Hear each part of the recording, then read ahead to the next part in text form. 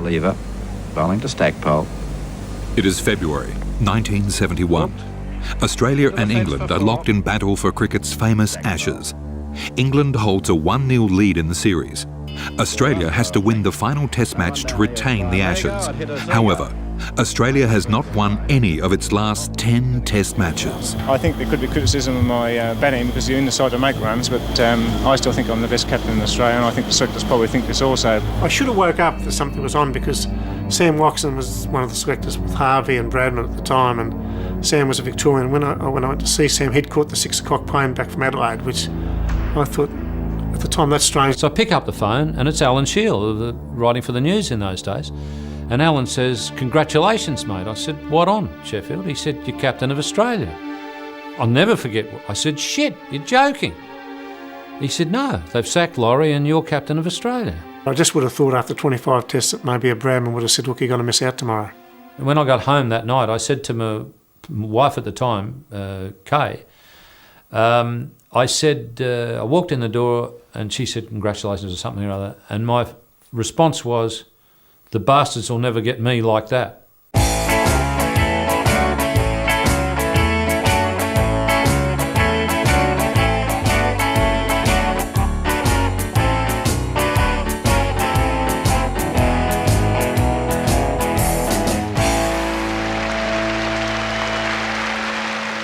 The birth of what would become known as the Chappell era had its genesis in Bill Laurie's demise as Australia's captain. Ian Chappell was an aggressive batsman whose leadership qualities would inspire loyalty from his team and transform Australia's approach to playing cricket in the 1970s.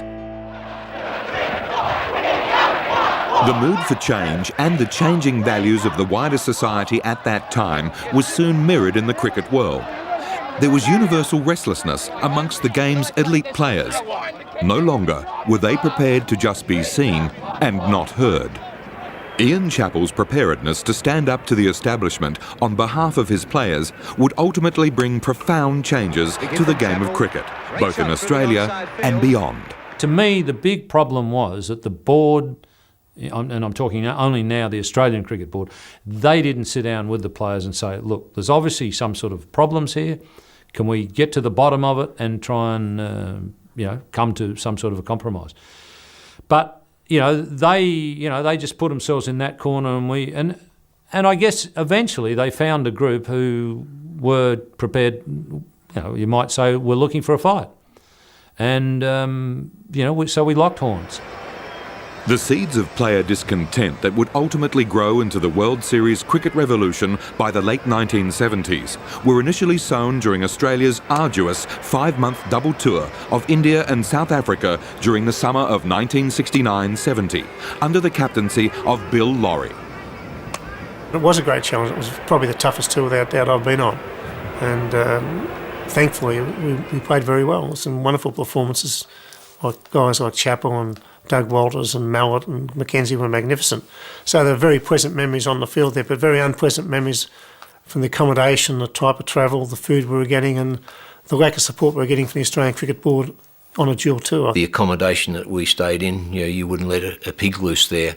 We were fortunate enough, we were the last side to win India, and when you look back, you just wonder how, because the meals that we ate and the food that we were given. Probably the catalyst to the whole thing was the fact that we weren't staying in the best hotels in India. Now, that was very, very annoying to a lot of the players. And we put that down to the Australian Cricket Board. We used to carry some tinned fruit and some Fosters around with us, and that was virtually your dinner and that. And one of the guys one night said to someone, "Why don't go down the fridge and get a couple of those, some Fosters or some tinned fruit or something, bring them up." And he went down to the fridge, and here's this refrigerator door open in the kitchen area, and here's 3 or 4 cats in there on all the food and that we're served up for breakfast and all that. So, it wasn't the best of conditions. The players coped with these appalling conditions, volatile crowd behaviour, riots and concerns over personal safety to win the series 3-1. Bill Laurie's team is the last Australian side to win a test series in India.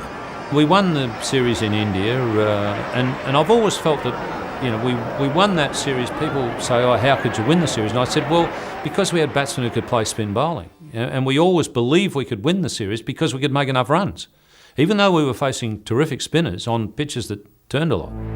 After 10 weeks in India, the Australians flew straight to South Africa to begin a 4-test series against a strong Springbok side captained by Ali Bakar. Fatigued and debilitated by their experiences on the subcontinent, the weary Australians were no match for the powerful South African combination and suffered the heaviest defeat ever inflicted on Australia in a test series. They'd taken the Australian players from slow-turning tracks in India, batting against 3 spinners of great quality, to faster seaming tracks in South Africa, and they'd given them a couple of weeks to practice. So that's a fair idea of the organisational capabilities of the cricket administrators at the time. And the Australians were beaten 4-0 in South Africa. We dropped 16 catches in 4 test matches in South Africa, and I'm sure that was due to guys like Sheehan and Chappell. The great fieldsmen were dropping straightforward catches, and I'm sure that was just because of mental, physical fatigue, not of ability at all. Now, I've always said that South Africa were a better side than us, but I'll never believe, I'll go to my grave believing that they were not a 4-0 better side than us. And I guess some of the angst that had built up in India carried on into South Africa. And I'm talking now about the angst with the board. The South African Cricket Board wanted to play an extra test. I think they suggested that after it had just been flogged in the first test. So they wanted to do, and a 4-test series seemed an odd number in those days anyway. So I'm a little surprised that it wasn't 5 in the first place. But the South African board wanted to put on a 5th test. This is where we had them over the barrel. What they also had to do, to give us a bit of time in between the test matches, they had to extend the tour. So it meant that the tour went 3 days longer than what we'd signed our contract for. So the contract had to be rewritten, which meant that they had to pay the players extra. And when it came up at the team meeting, Ian Chappell suggested $500 would be a correct figure for the 11 players taking part, and then they'd share it right round the team. The board offered $200, which was $20 more than the Australians would get for playing a test match in Australia. Because that was outside our contract with the board for that tour, the players had a right of choice. Now, I think the South Africans wanted to up the ante that the Australian Board of Cricket wanted to give us, but our beef wasn't with the South African Cricket Board, it was with the Australian Cricket Board. I said, listen, this is our opportunity. We're not going to get too many chances to stand up to the board and let them know that we're not going to be pushed around. I said, for Christ's sake, let's not agree to this. So that was probably the first time that the players had the right to stand up to the board and say, well, if you don't pay us what we want, then we're coming home. We're not playing that 5th test. As it turned out, it was probably a blessing in disguise. 5-0 sounds a lot worse than 4-0, doesn't it? I got myself in a lot of strife on that tour because I wrote an official letter back to the board saying what we shouldn't do in the future. Right? We shouldn't travel to India unless we're in first-class hotels, and we shouldn't do this and do that, and I think they took exception of that. I wouldn't think Bill did himself the slightest bit of good by putting in a report to the Australian Cricket Board critical of the board and of those circumstances where South Africa won the extra match and there was discussion about players' payments, and Bill was very much a player's man. As far as I'm concerned, that was the end of Bill Lawry as captain of Australia. Once he put that letter in, it was just a matter of finding any excuse they could to get rid of him. First ball of the after-tea adjournment or after-tea runs 2 straight away, and out it goes to mid-off. There's 2 more to Chappell. He's coming up for his 50. That's 50 to Greg Chappell. Greg Chappell in his first test match, not out 50, Redpath not out 111. Australia 5 for 242. During the summer of 1970-71, Australia played host to England in a series that produced a number of firsts. For the first time, an Ashes series was extended to 6 tests to accommodate the first ever test match played in Perth in December 1970. The match is also significant, for it heralded the long-awaited debut of 22-year-old Greg Chappell.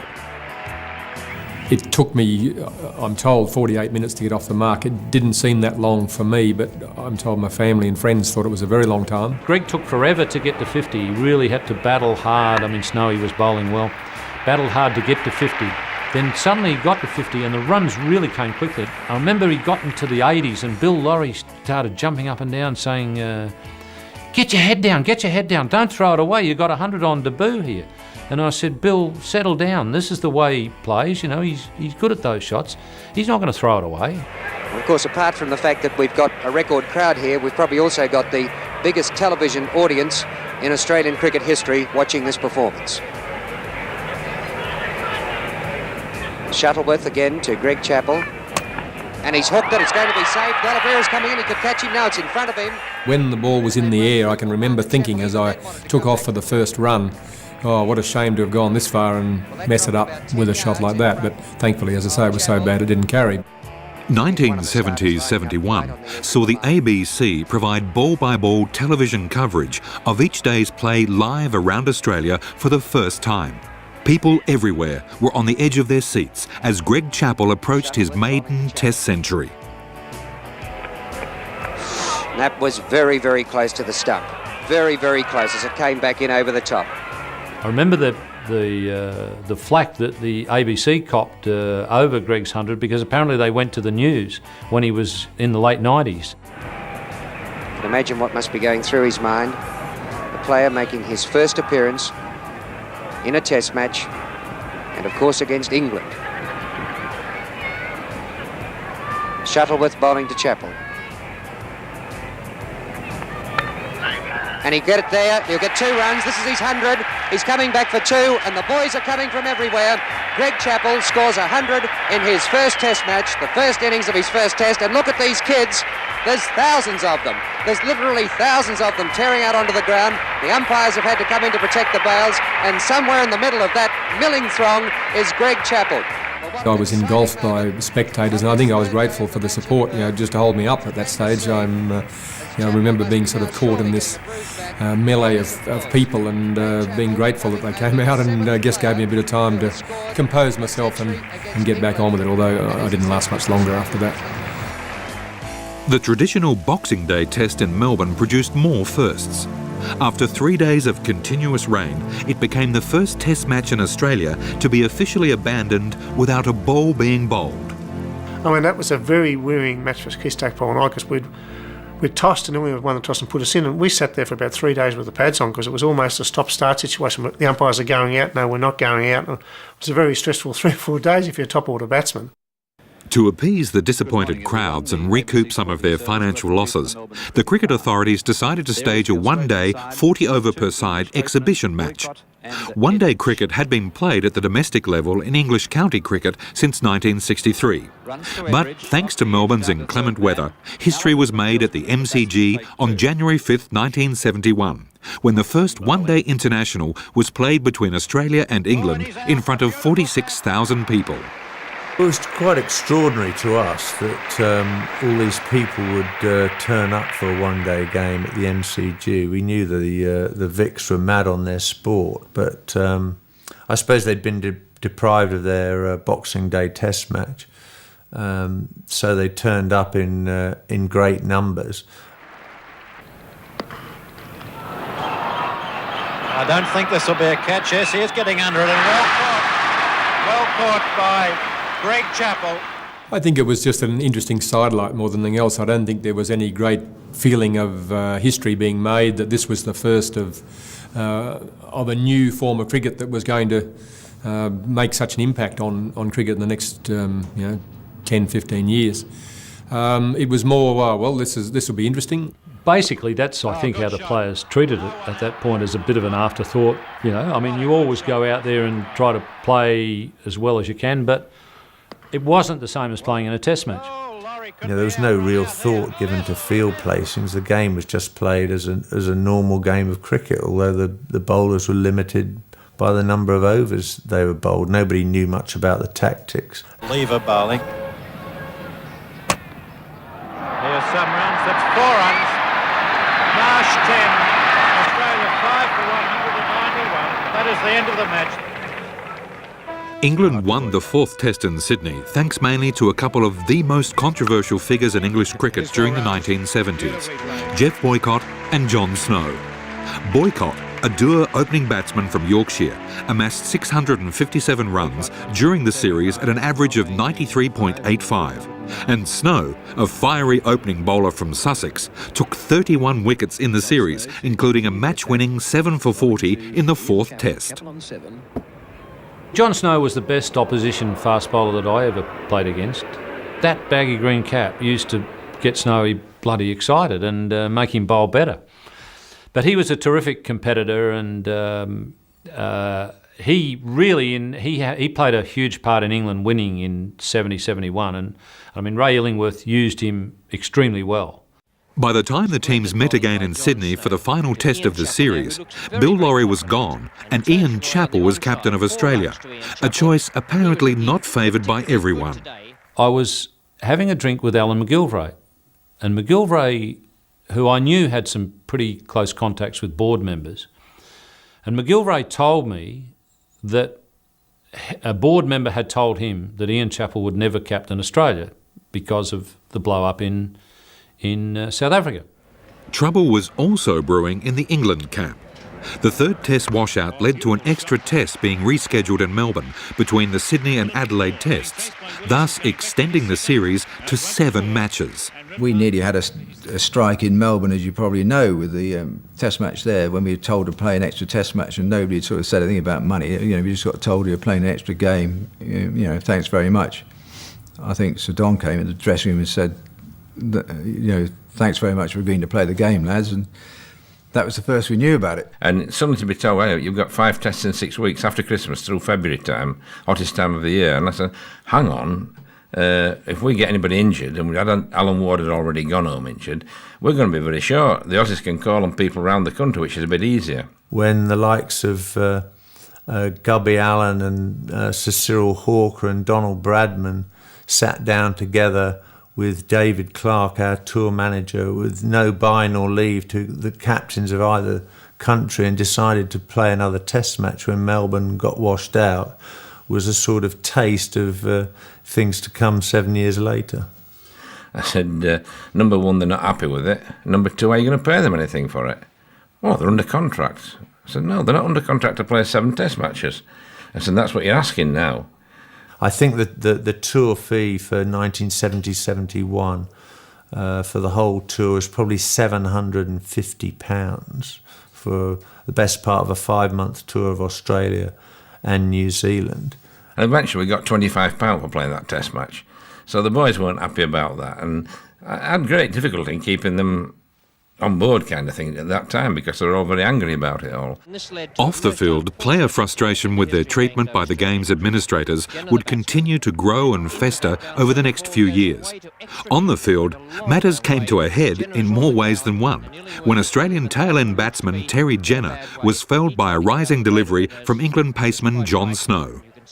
As I got across, the ball started to follow him back in, and I sort of ducked and turned. I think if I'd stood erect to play the ball, it probably would have been here somewhere. It certainly wasn't stump height. Terry got very, very low. The ball would, in fact, I think we did shout for LBW. It would barely have cleared the top of the stumps. The thing about it was it hit my head and rebounded to cover. I mean, it wasn't exactly a glancing blow. I couldn't understand why he didn't want to run for 2. I mean, I called him through. And then, of course, Lou Rowan immediately warned me, said that's one warning to the captain. You must be joking, you know, words to that effect, probably a bit more Anglo-Saxon, and, you know, whose side are you on anyway, for God's sake, type of thing. I'm a backer of Illingworth's, but he was behaving not like an England captain, but more like the prima donna of a South American football side, arguing with the referee. I got taken for doing this to Lou Rowan, when all I was saying is bowl one bouncer, if you call it a bouncer. Under what law are you on him? Law 46 for persistent intimidating bowling for one short ball? I said, you can't do that. And of course, from the outer, that looks as though he's got his finger out and he's saying, what the hell is going on, type of thing. As he grabs his sun hat from umpire Rowan and now asks the crowd to keep in time with their chanting. John Snow going away towards the Paddington Hill end, and some of the cans, the first of the cans, are being thrown onto the ground at the Paddington Hill end. No plastic bottles in those days, they were the real Jimbo, these ones. Snow comes down, to say hello to some of the fans at the Paddington end. Now look at this. One of the drunken ones grabs him, tries to assault him now, pulls him into the fence, and Snow tries to pull away. The spectator is pulled away by his friends, and Snow goes away, followed by beer cans that are being thrown at him. I sort of toyed with the idea of hitting him. Again, decided against it. And he'd had a couple of drinks, I think. With the safety of his players paramount, England captain Ray Illingworth decided to take his team from the field. And I remember looking around thinking, well, what happens here? I hadn't had a great deal of experience of opposition teams walking off, but in the back of my mind I had this sort of thought that last team in possession is probably going to win, so we might as well stay here.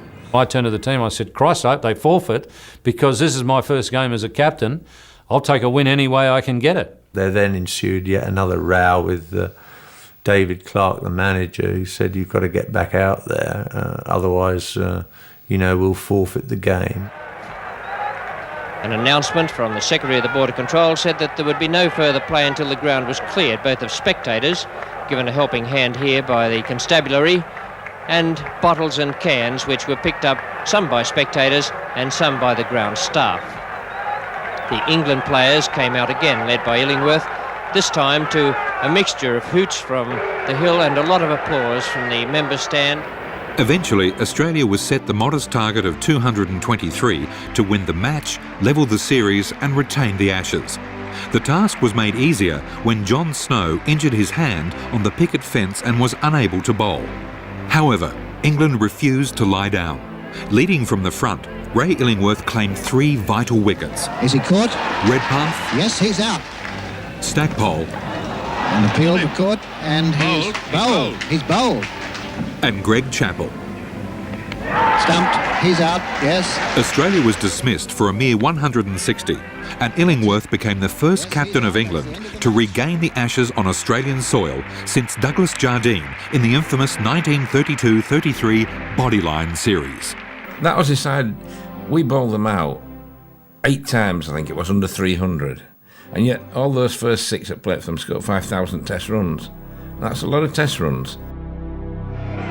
The 1970s saw politics and sport become a volatile mix on the world stage. During the Australian winter of 1971, the South African rugby tour of Australia was marred by hostile anti-apartheid demonstrations. The disruption caused by the protesters during many of the matches was of such concern that the proposed South African cricket tour of Australia during the summer of 1971-72 was placed in jeopardy. Anti-apartheid leaders, wishing the visitors all kinds of ill fortune, made it obvious that making the game unpleasant was only part of the plan. South Africa's path to international sporting isolation had been sparked by what became known as the D'Oliveira affair. Basil D'Oliveira, a Cape-coloured cricketer from South Africa, was denied the right to play for the country of his birth. He moved to England and qualified to play Test cricket for his adopted country. Despite scoring 158 against Australia in the 5th Test at the Oval in 1968, the England selectors left him out of the MCC team scheduled to tour South Africa in 1968-69. When an original selection, Tom Cartwright, withdrew from the squad because of injury, D'Oliveira was named as his replacement. South Africa's Prime Minister, John Vorster, responded by withdrawing the MCC's invitation. The tour was cancelled. An outcry because a certain gentleman of colour was omitted on merit by the MCC selection committee. From then on, sir, D'Oliveira was no longer a sportsman, but a cricket ball. Well, I think it's a tragedy for cricketer that it happened. Probably didn't want it this way, but the game itself is going to suffer insofar that probably 2 of the greatest cricketing countries of the world will not be playing in a series. This is a great tragedy that's come out of all of it. The team as constituted now is not the team of the MCC. It is the team of the anti-apartheid movement.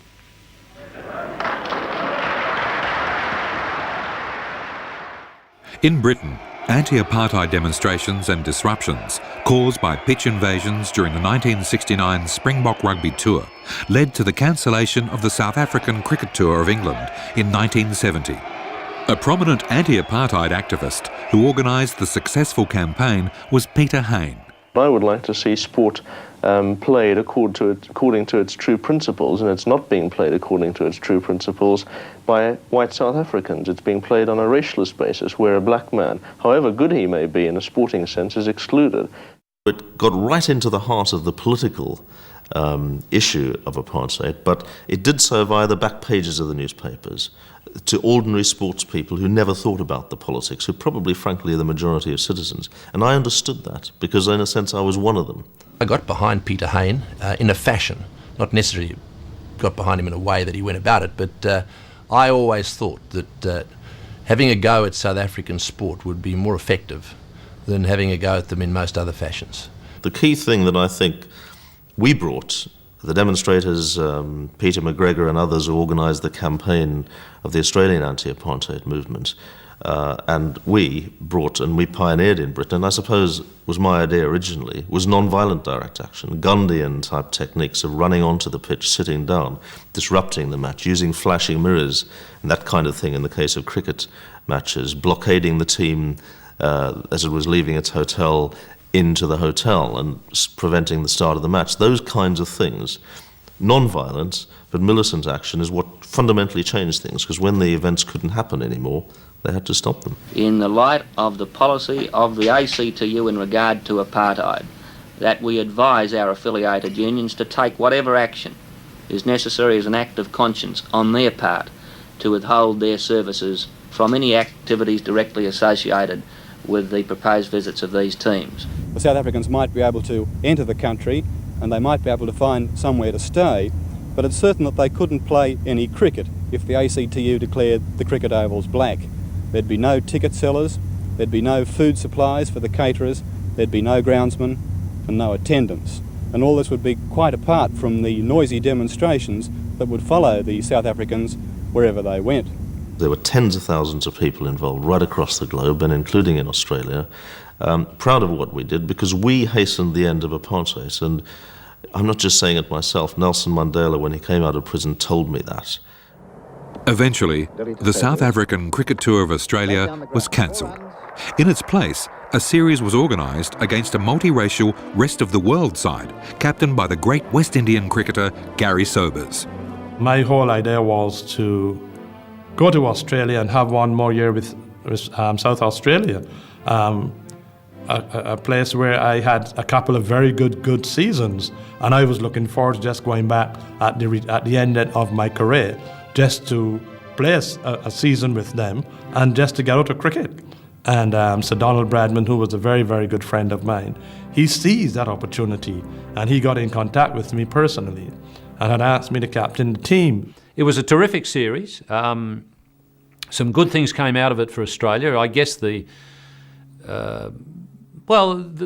three players really came of age in Marsh, Greg and Denisili, and that order is chronological. I'm not trying to put them in any order on ability. That's the order they came into the Australian side. But the big thing, and probably the most important thing for the team, I think, was Denisili. For Gary Sobers, his first sighting of the 22-year-old tearaway in action would make a lasting impression. I'll never forget when I first saw him in the first test in Brisbane, and he walked back to his mark, and I was standing up just outside the dressing room by a little tent, and Lindwall was there, and because Lindy and I was very good friends, and I said to Lindy, I said, why is he walking, why is he going that far back? And Lindy just looked at me, said nothing, and after he bowled the first ball, I look at Lindy to say, I see why he's gone that far back. Seeing Lily for the first time, and he had such a nice run up and such a nice action and fluency that he looked tremendously quick, especially on a Brisbane wicket. And that day right away cast my thoughts to Perth, because I knew what he would be like in Perth. Lilly to bowl to Cavasco.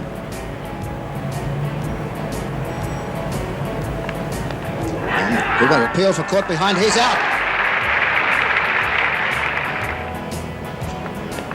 And an amazing shot, he's caught and bowled. Great catch. Brilliant catch by Lilly.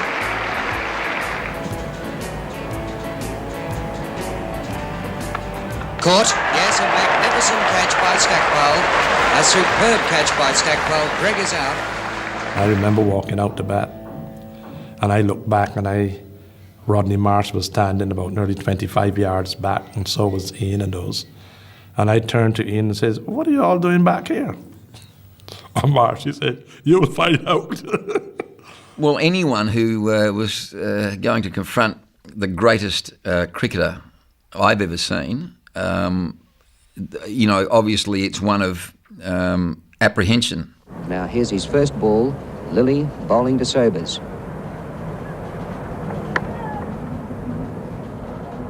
I said to myself, wonder what the hell has Donald brought me into? And the next one I gloved. Lilly bowling to Sobers. Caught. Yes, he's out. Caught by Marsh. And Sobers is out for a duck. And the World 11 are 6 for 46. After about 4 overs, I think, I went to Ian and I said, "Look, I just don't feel well. I'm feeling crook. I think I might have had a virus or something, and I didn't feel that well. Maybe it was the 12 Wheat Bix that I had for breakfast. I'm not sure, but I really didn't feel that well." And I think he said, "Give me one more." And I think in that one, I then got a few wickets. And then he couldn't get the ball out of my hand. Could be caught. He's out. He's caught. It was a great catch by Mackenzie. Hutton out for a duck. And Lilly has now taken 5 for 29. Could be caught. He's going to be caught. Yes, Sheehan has caught him. Caught. He's out. Caught by Stackpole. Cunis caught Stackpole. Bowled Lilly for no score. And that was very close to the edge. He's out. He's caught. Lloyd has been caught by Marsh off the bowling of Lilly for 14. And the World 11 are all out for 59, and Dennis Lilly has finished with the amazing figures of 8 for 29 from 7.1 overs. Dennis Lilly, 8 for 29 from 7.1 overs. It was something special to see him thundering in, and I think, we knew that we had a real live one there in Lilly, because apart from anything else, he was so wild and he had hair going everywhere. I bet he wish he could say that now. I felt comfortable that I was part of the team once I got that 8 for. More than, great, there's an 8 for, isn't that brilliant? It was more the fact that I now felt that I was contributing to the team, that I felt part of the team. I think that was terrific for me mentally. The World 11 was forced to follow on and faced an innings defeat. In addition to all of their on-field dramas, there were some off-field dramas of a different kind, occupying the minds of some team members. Now, this team, remember, was made up of some West Indians, some South Africans, some Englishmen, and also some Pakistanis and some Indians. And war broke out between Pakistan and India right in the middle of that tour. As West Indian veteran Rowan Kanhai approached his century, in the dressing room, not everyone's attention was focused on what was happening out on the field. It was the first time I saw the two sides, the Indian side and the Pakistan side, gathering in corners to listen to radio and get news back about the war that was taking place in between Pakistan and India. You've got the engineers of this world, Gavaskar, all absolute heroes. And then you've got, on the other side, Asif Iqbal, along with Majid and Intikab, and all have these little discussions separately. But that evening, we'd be in the team room together, and all the greatest of mates.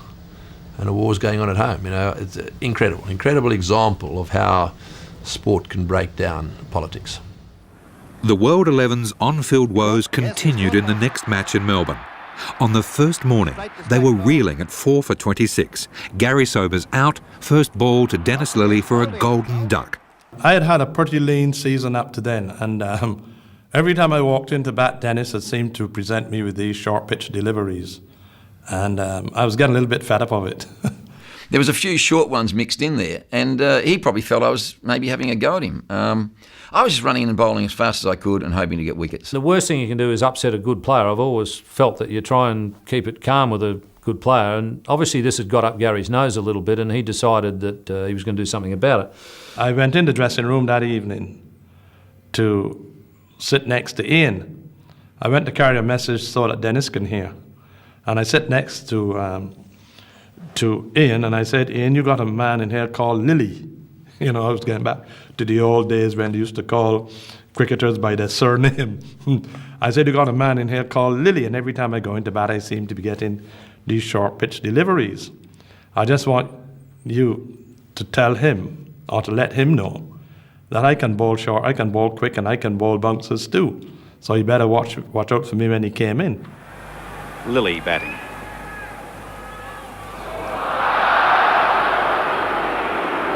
There you are. Gary Sobers defying the law of understanding between fast bowlers. Dropping one short to Lily. And then just looked at me down the wicket and said, I bowl him well too. And by this time, Dennis turned completely pink. So I thought to myself, well, I've got him. So I ran up the next ball and took the weight off, and Dennis had one big swing.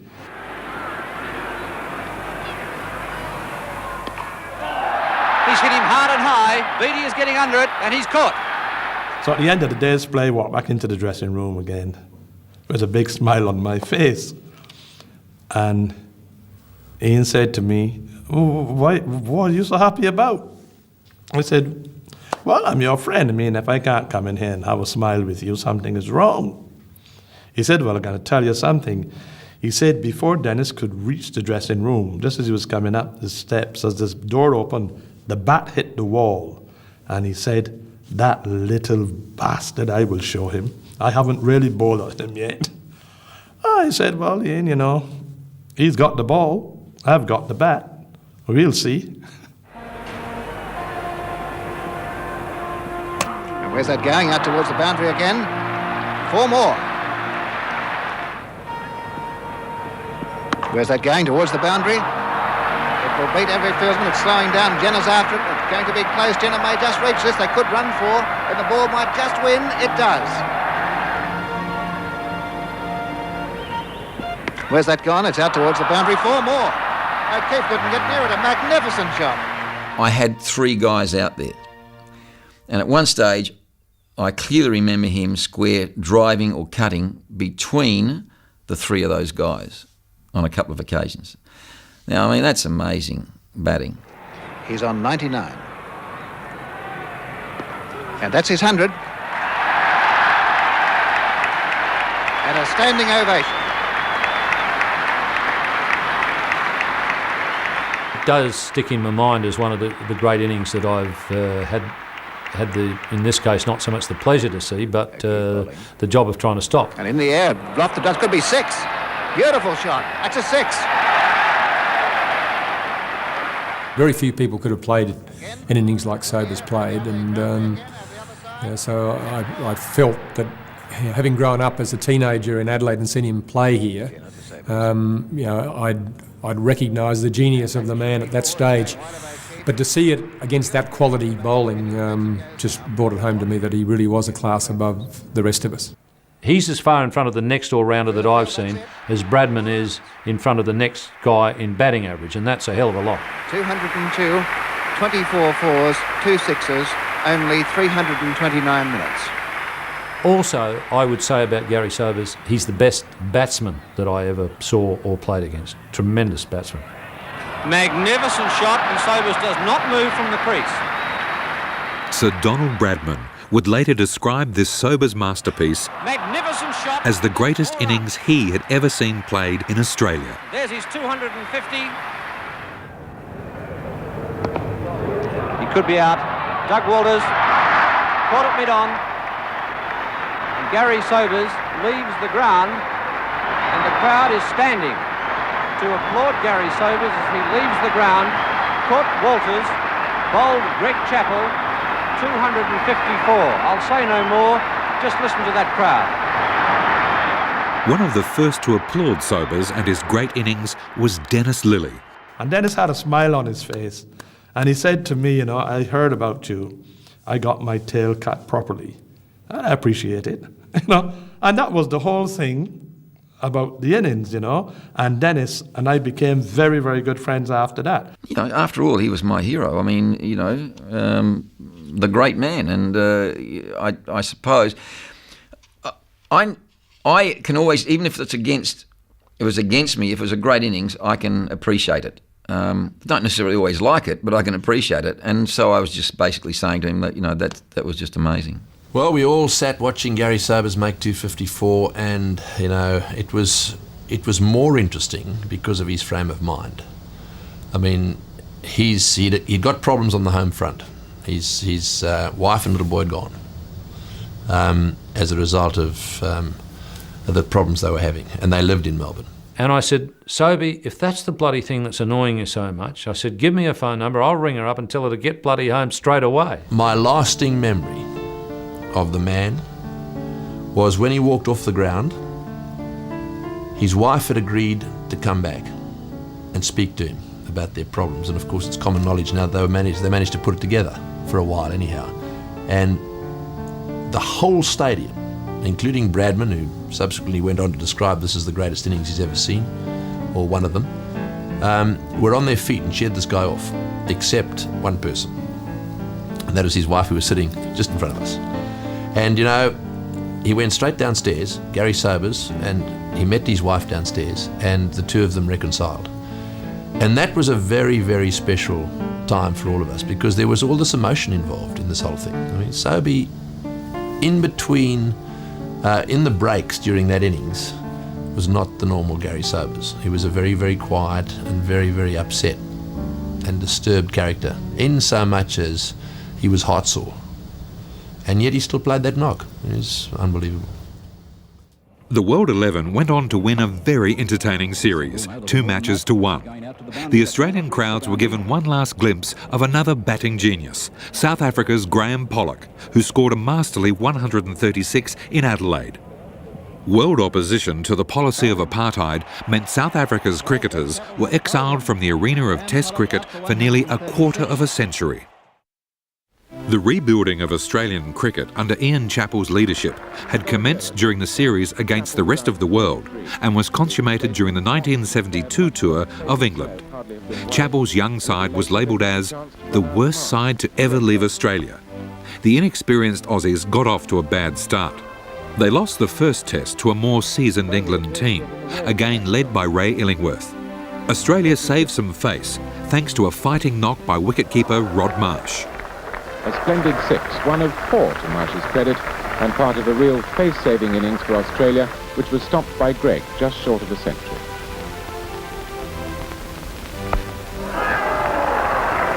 Caught behind by Knott for 91. It was soon over. The Aussies lost the match by 89 runs. Australia had now lost 7 of its last 11 Test matches. It had been nearly 2.5 years since Australia had registered a Test match victory. We lost it in Manchester, and I thought, what the hell's going on here? Because, we didn't play all that well, and we got within striking distance of them, and I thought we're not that far away from doing okay. And of course, Massey didn't play at Manchester, and had Massey played at Manchester, who knows? It might have been a totally different result. The second test at Lord's, the spiritual home of cricket, became known as Massey's Massacre. LBW for 30. 25-year-old Western Australian swing bowler Bob Massey had a dream Test debut, capturing 16 England wickets. All out, with 8 of England's wickets falling to Massey for 84 runs in the first innings of his Test debut. Bob Massey just bowled the best display of swing bowling I've ever seen in my life. He was just unplayable. He was unplayable. Massey was well supported at the other end by Dennis Lillee. Boycott the batsman. He's out, perhaps a little unluckily, for 6, with England 12 for 1. And Lilly, in his next over, defeated Luckhurst. 16 for 2, with another express train of a ball from Lilly. Lilly bowled magnificently. He got the first 2 wickets in each innings and didn't get another. And I think basically it was because we couldn't get a touch on him. He kept going from the pavilion end, pitching about off and middle, going up the slope, missing everything, and nobody could get a touch on him. It was just too good. 18 for 3, with Marsh taking another catch behind, and Massey, who'd started bowling not quite as well as yesterday, quickly finding form. D'Oliveira caught Greg Chappell for 3. It was just one of those extraordinary sights to see the ball curve as much as it did. I mean, the ball does swing on occasions in England, but and to swing and seam as much as it did from Massey, I mean, it's just as if he had it on a string that day, and I'm sure he probably did. Massey again. Greg caught by Ian Chappell. Illingworth settled into something like a partnership with Smith, but Massey took him soon enough. Stackpole takes the catch. Caught by Greg Chappell, and England are all out for 116, leaving Australia just 81 to get, and Bob Massey with 16 scalps in his Test debut collection. Bob Massey's performance is unbelievable. It's still unbelievable. I mean, looking back on it all these years later, I still can't believe that he did what he did. I mean, he bowled magnificently, he swung the ball magnificently, but Dennis Lilly bowled magnificently as well. And Bob got the wickets. I mean, that's the way it goes sometimes. With the scores level, it was Stackpole who fittingly hit the winning run off Luckhurst. A convincing win by 8 wickets, credit for which can be taken by bowlers Lilly and particularly Bob Massey. That was probably the most elated I'd ever felt in a winning cricket match, because probably more subconsciously than consciously I recognised that was the turning point for us on that tour. We'd convinced ourselves, we'd proven to ourselves that we could compete with these blokes under their own conditions. Unfortunately, there were a few more twists and turns to unfold before the series ended.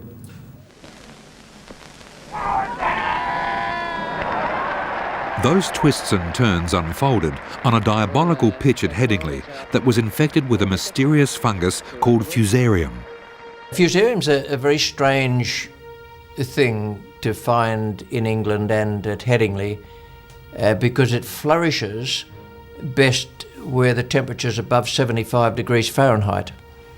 And it came as a great surprise to me to know that it should have struck Headingley just at the time the Australians were about to play there, and at the time Derek Underwood had been pulled out of oblivion to go up there and bowl. I don't think Underwood had played it until then, and I think that they, when they brought Underwood in, it was named the team, I suddenly smelled a bit of a rat. This one was just slightly a little bit browner, and I thought, goodness, there wasn't the growth of grass on there, that this one could turn perhaps third day, or in fact it turned a little bit from almost day one. Look at that, Walters has gone, that one turn and lifts in, a fine catch by Parfitt. Love seeing the back of that green cap go to the pavilion, of course I did, and especially if it was players of the ilk and class of Greg and Dougie. Gosh, some battles I had against Dougie. He was a wonderful player of spinners. Yeah, to think that there was all that grass, and it was very verdant. It was the greenest grass I think I'd ever seen. And there was this strip 22 yards by about 10 feet that was absolutely bare of grass. And to have claimed that it was caused by a disease just boggled my imagination. I'm no gardener, but I reckon if something's going to attack a strip that 22 yards by 10 feet, it's probably going to go for the rest as well. But anyway, that was the claim. The test was played on July 27, and July 5, we did a match between Yorkshire and Warwickshire, played on a wonderful green top. You couldn't pick out the pitch from the rest of the square. So it was decidedly unfortunate that when the test match came along, there was this bare strip in the midst of the dark green. Nobbling. I don't quite understand nobbling. The He's asking, and he's given him out. A little tickle onto the pad. Underwood on the hat-trick, 2-2, and Verity out for naught first ball. You put him on something that was a bit damp, as that Fusarium pitch was in 1972, he's impossible to play. We walked out there and we thought, oh, you know, we've been dudded. You know, these blokes have set us up.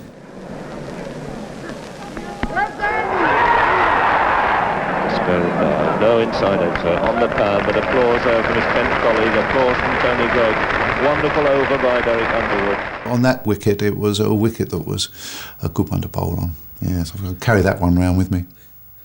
I did feel that we'd been set up a bit with that pitch. They obviously decided that Lilly and Massey were having too much of an influence on this Test series, and they were going to do something about it. Bowl him, and that is the Ashes retained for England. Australia all out. I think Headingley and the Fusarium and the pitch and the general conditions there buoyed them up for the Test match at the Oval.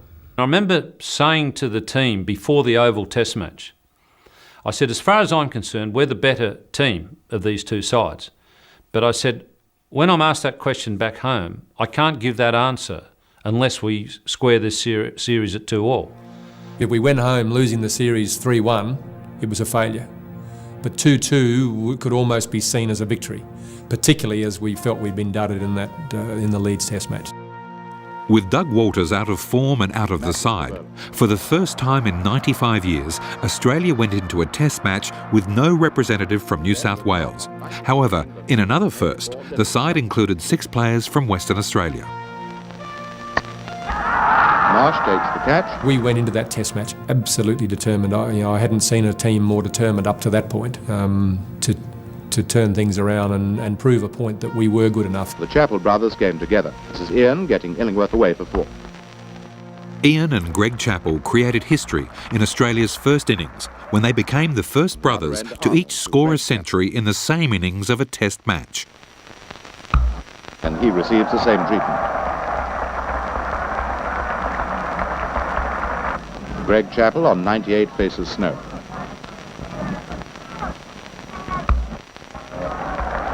And 2 runs gives him his 2nd century of the series.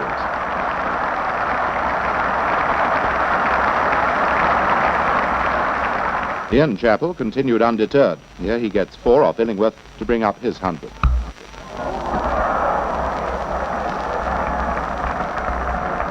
The fact that we both got hundreds in that innings obviously was a very significant moment, more so in hindsight than it was at the moment, other than from the game's point of view. The fact that, you know, as 2 batsmen, we'd done our job. Australia began the last day's play of the 5th Test at the Oval, chasing 242 for victory to square the series. History was created when, for the first time, the ABC provided live satellite coverage of this final day's play. Audiences around Australia sat on the edge of their lounge room seats as the game hung in the balance. And it was left to Sheehan and Marsh to rally the innings. At 5 for 171, still requiring another 71 runs for victory, the new fighting spirit of Ian Chappell's young side was exemplified by the determination of Paul Sheehan and Rod Marsh. Marsh cut loose, being particularly severe on Underwood.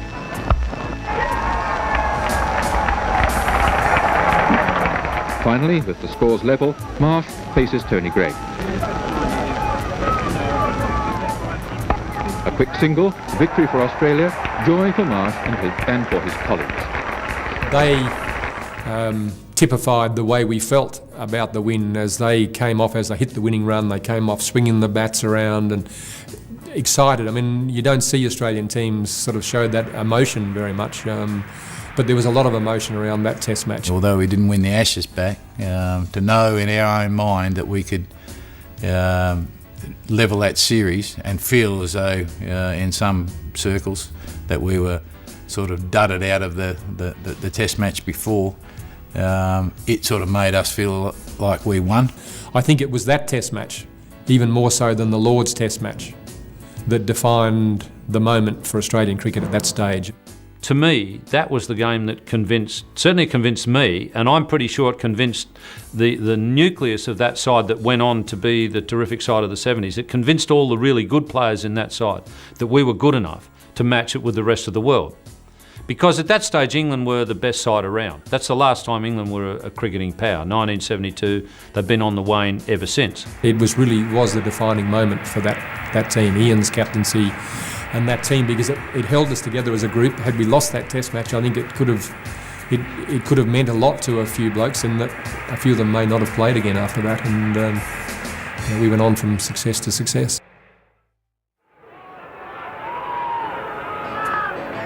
There's one, could be his 100. 99, yes, he'll come back for the second. Ian Chappell 100. How do you think Ian Chappell will go as captain? I'm quite sure he'll do well. I think he's been picked at probably the best time of your career to be picked when you're in form, and Ian's a very straight cricketer, and I wish him well, and I'm sure he will do well. A lever to Greg Chappell. Back past the bowler, 4 more. Magnificent batting. 4 runs. Straight over the bowler's head. Good shot. Illingworth bowling to Marsh.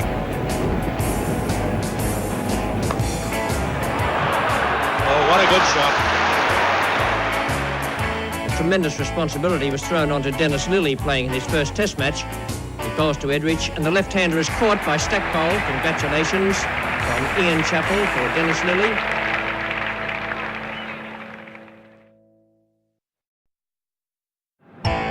Huge crowd here, something like 70,000 to watch the first day of this game. Magnificent scene here.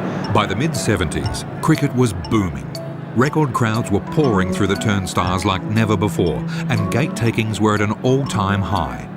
In Australia, crowds were flocking to see cricket's deadly duo, Lillee and Tomo. Could you smell fear in a batsman? Oh, yeah. Yeah, you couldn't miss. You'd never make a mistake on that. Yeah, you could smell it a mile if you could see it a mile.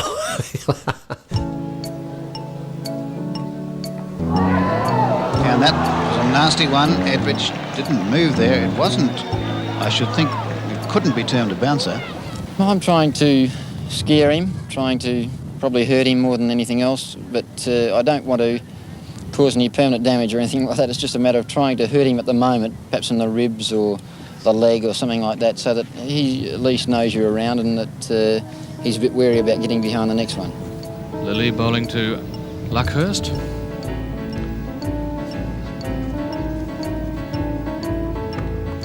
And caught by Ian Chappell at first slip.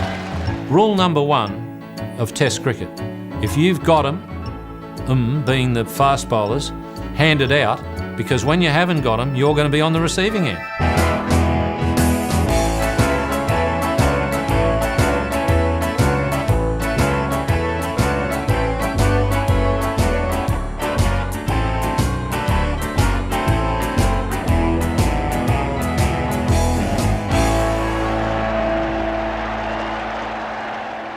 Under the captaincy of Ian Chappell, the Australian side developed into a winning combination. Building on the confidence gained during the 1972 Tour of England, Australia defeated Pakistan 3-0 at home, before going on to retain the Frank Worrell Trophy by beating the West Indies 2-0 in the Caribbean. However, the increasing amount of Test cricket being played in Australia and overseas was starting to take its toll on some of the game's leading players. I'd been away from work in that time. I wasn't being paid from work. We weren't being paid a lot from cricket. It was very hard to justify the time away. And I mean, I really didn't want to admit it to myself, but I could really see that this wasn't going to last for very long because I couldn't afford to do it. I couldn't justify it in any way, shape or form.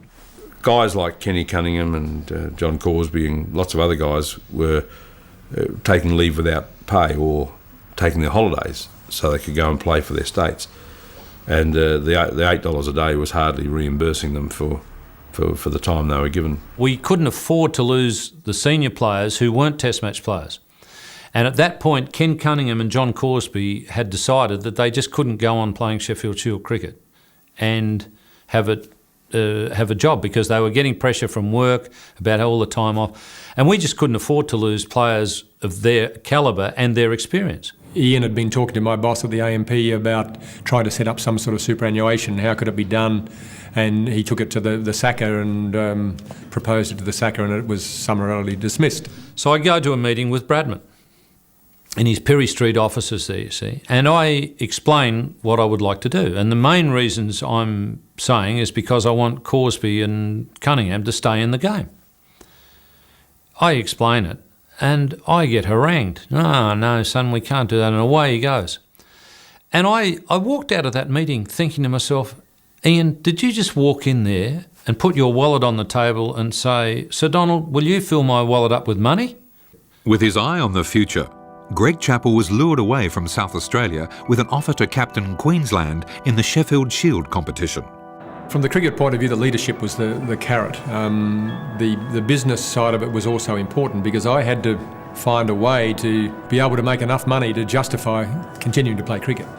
I recall Greg leaving and how disappointing that was for us, and to think that we couldn't hold him. I got a phone call from Phil Ridings, who said that Sir Donald Bradman wanted to have a talk to me. Sir Donald was president of the SACA at that stage and was still a selector.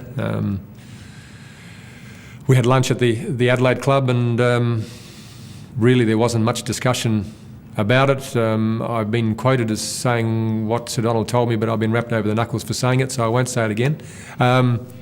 He basically said that they didn't want to set a precedent, that if I wanted to go, then... The contract Greg Chappell eventually signed with Queensland made him the highest paid cricketer in Australia at that time. The experience gained captaining Queensland would put Greg in the perfect position to take over the mantle of Australian captain from older brother Ian at some stage in the future. On the other side of Australia, in Perth, fast bowler Dennis Lilly was also contemplating his future. It feels pretty good. I've had no stabbing pains, which was what was wrong with it before. That was why I had to stop. The pain was so much that I just couldn't go through the bowling action. But I've had none of those stabbing pains since I've had the plaster cast on. The knowledge that I may never play again, that was what was put to me by Dr. Gilmore, my doctor in Perth. And when I heard that news, I was devastated. And the way I felt, I thought, he's right, I probably will never bowl again. During the 1973 tour of the West Indies, Lilly broke down with a career-threatening back injury. He spent 18 months out of first-class cricket, undergoing an intensive rehabilitation program. His much-anticipated comeback coincided with England's 1974-75 tour of Australia. It's an unlikely preparation for the English tour, hunting down wild pigs with a zest akin to collecting test scalps. Australia had another secret weapon ready to fire at the unsuspecting Englishman, a fast bowler by the name of Geoffrey Robert Thompson. Tomo, as he soon would become known to everyone, certainly had a novel way of building up the stamina to hurl his thunderbolts. Oh, mate. Third time proves. What do you reckon about that, Clyde? He's a beauty, mate. He's a river. Well done, Alvaro. None of the pommies can run as quick as this thing. I'm 100% fit, no excuses, no nothing, ready to go. And it wouldn't have mattered who I was playing against as far as I'm concerned. I was just going to give them a workover, and it just happened to be the Palms, unfortunately for them. The English team that toured Australia in 1974-75 was captained by Mike Dennis. It boasted a very experienced batting lineup. However, one name that was missing was that of the man who had amassed 650 runs at an average of 94 in the test matches of the 1970-71 Australian tour, Geoffrey Boycott. I'll just tell you a bit about Boycott. We were in the West Indies, Trinidad test match. They were 1-0 up, 1 to go. Good side by comparison with ours, better side than ours. And I'd got into a bit of a groove, and I'm not telling you the story because I got some wickets in this test match, but I did. I got 13. But I was given runs to bowl at. Boycott made 190 in that test match. And I bowled off spinners, and we won the test match and therefore squared the series. Dinesh was captain. What we'd effectively done, I was vice captain, was buy Dinesh more time as captain.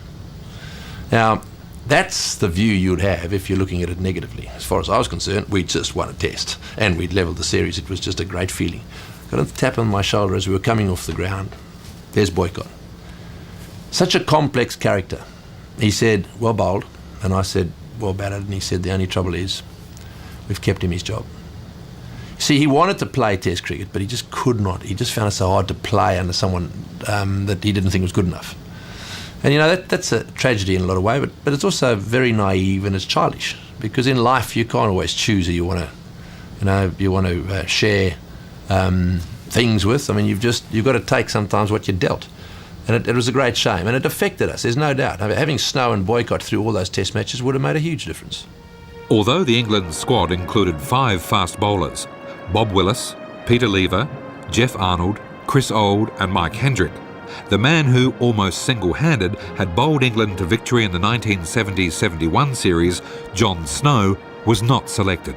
John Snow, during that summer, had played in a test trial against Jeff Boycott and myself. They wanted to see how we played fast bowling, and it was a flat wicket at Worcester, and it never got above knee height. 1G Boycott scored a fairly laborious 100 in the first innings for, let's call them, the probables versus the possibles.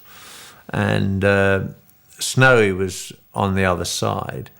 And there were some batsmen who didn't get a proper opportunity to bat in the first innings. And then Boycott came out to bat again in the second innings. The whole thing was a farce.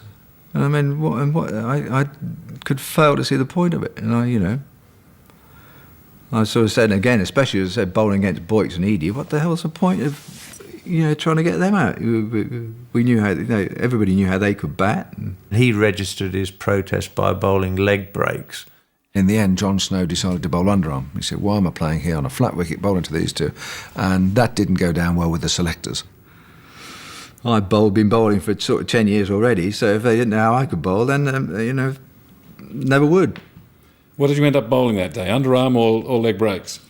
No, probably a mixture of both. We said to Mike Dines, our captain, we said, Mike, and we sat round, there was Tony Gregg, there was Keith Fletcher, myself, Derek Underwood, Alan Knott, and we had dinner together one night, and we said, Mike, you've got to make sure that John Snow comes with us on this tour to Australia, because he did so well in 71. I tried very hard to get Snowy on it, but it was made quite clear to me that as no other England captain had been able to control John Snow, they couldn't see why I was going to be able to control him, which was very disappointing, because I was leaving these shows without one of the top bowlers that I thought could do a great job, especially after 70-71 when he took all these wickets against Australia.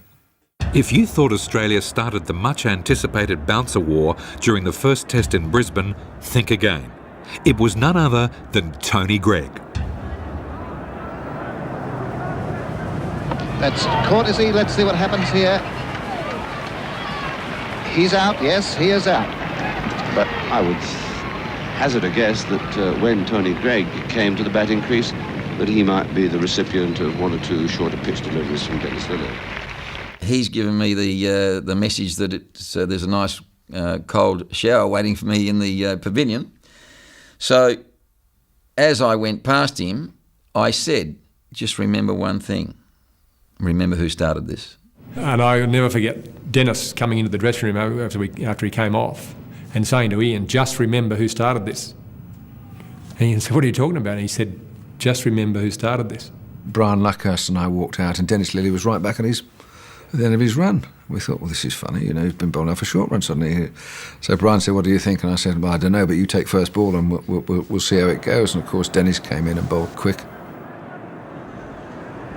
Having faced both of them, mind you, Lilly in club cricket and quite a lot of Thompson in shield cricket, all I knew was that, standing 30 yards behind the crease was a lot easier than standing at the crease facing the buggers. Appeal this time, he's walked, he's out. Brilliantly caught by Marsh. Luckhurst caught Marsh, bowled Thompson.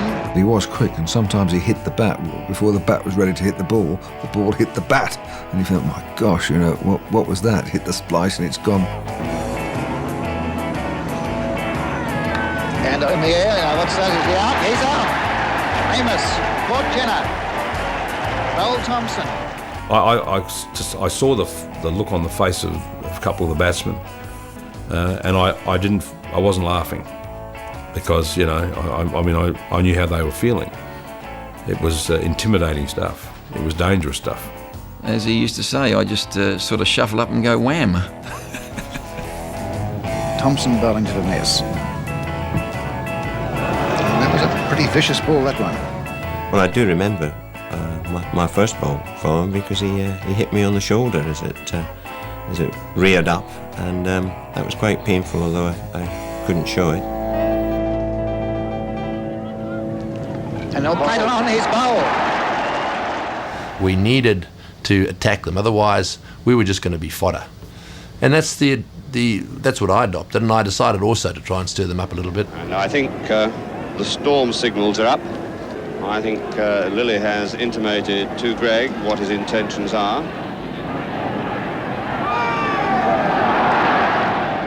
We spent the first innings, or England's first innings, trying to knock Tony Gregg's block off. And this happened mainly because every time he'd hit Dennis for 4, he'd signal a boundary. Lilly bowling to Gregg. And that's 4. And look at Gregg now, signalling 4 for himself. That was Greggy. That was great, the way Greggy played, and he always wanted to try and stir people up. He would try and stir Ian Chappell up each time. He would try and stir all the bowlers up. And that could be his 100. It's wide of Walters. Walters coming around very quickly, and he can't get to it. There's his 100. If you make 100 against guys on a pitch that suits them, you know, when it was quick, those are the occasions you remember fondly. And I'm pleased that, you know, there are others that remember it as well. He just got in there and he tried to give it back to us. He got away with it, that first dig, the 100, you know, I mean, because we were just trying to kill him, and it was ridiculous. And that was the first time and the only time I ever seen Ian Chappell filthy. He got in that dressing room and he just had a go at Dennis and I, calling us idiot, just shortly in that, and we go, yeah, you know. He said, and you idiot, talking to me, he said, you're the one that should have got him out. You know, a Yorker straight into his big plates of meat and knock him, you know, head over heels, and then if it was any good, hit the stump. This is what he said. However, England's difficulties with the raw pace of Lilly and Tomo were well and truly exposed during their second innings. Thompson to Edridge. And bowl him. Thompson to Amos. Chance, and he's out. Caught by Walters. Thompson bowling to the nest. Caught by Walters. Enter Tony Gregg. Thompson bowling to Gregg.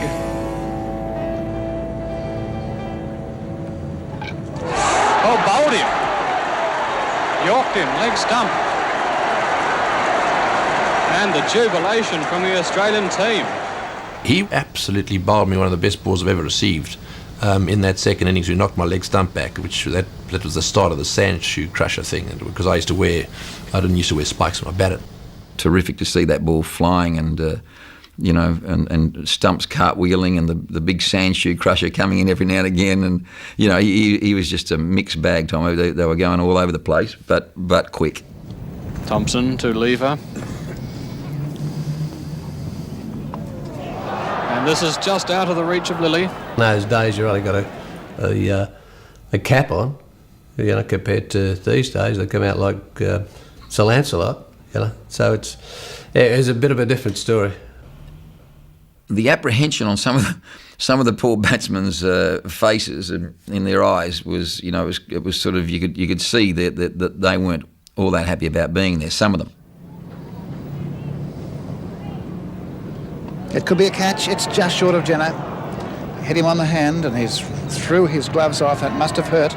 Chappell came up and said, Derek, how's the hand? Which one was it? And I said, oh, it was my right. And he said, oh, that's a shame, we were aiming for the left.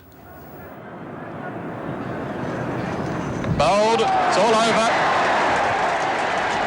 Australia win by 166 runs. England all out for 166. And Australia win outright by 166 runs. I think if I was playing against Tomo, as often as some of those guys had to, and him going at full revs, I don't think I'd have been too happy as a batsman. Battered and bruised, England had to find replacements for 2 injured batsmen, Dennis Amos and John Edridge, for the second test. The Australian press called the English team Dad's Army when they recalled one of their old generals back into battle.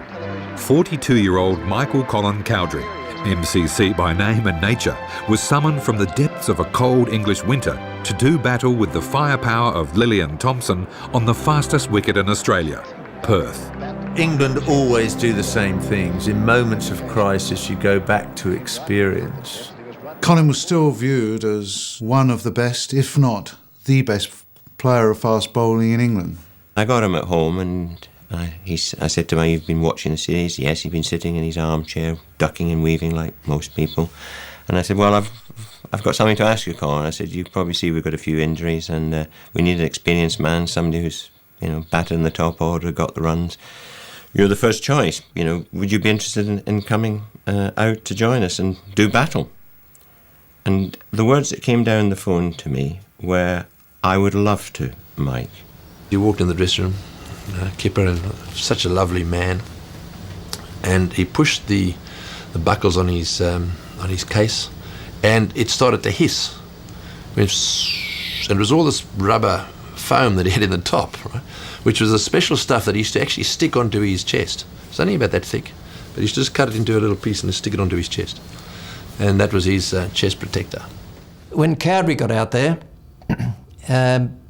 Tomo was bowling from the causeway end, and he's let one go that's bounced over the wicketkeeper and slips and hit the sight screen on the first bounce, and Cowdrey's at the non-strikers end. This is his first viewing of Tomo. And as Tomo comes back, he gives Cowdrey the eye line, just looks straight at him, doesn't say anything. And Cowdrey, which I think is one of the best one-liners ever, said, "Good morning, my name's Cowdrey." I'm thinking to myself, I shook hands with him and that, but it was something different. Nobody's ever done it before or since, so that, and I just thought, of good luck if you think that's going to do you any good. Credit where credit's due. I mean, he showed tremendous courage, didn't flinch at all, and would have got hit 20 or 30 times during the series. Serious blows to the body, and really didn't show any pain at all. You could see he was a good player, and he ended up, we were great mates and all that sort of thing, Colin Cowdrey, which is quite ironic, isn't it? I mean, his upbringing to mine, but he's a really top bloke, he was, and a top player. Another batsman who faced a baptism of fire was a left-handed opener from Lancashire, David Lloyd, who was playing in his debut test match against Australia. A very partisan crowd, which is what you're there for anyway. You don't want it easy. If you're a visitor and you're playing international sport, you're going to cop some, and you're going to be, as an opening batsman, your number one target, if you like. David Lloyd, who's in as an opening batsman, he said at a team meeting that Thompson wasn't a worry to him. He said that he could play Thompson with what is laughingly known as his appendage.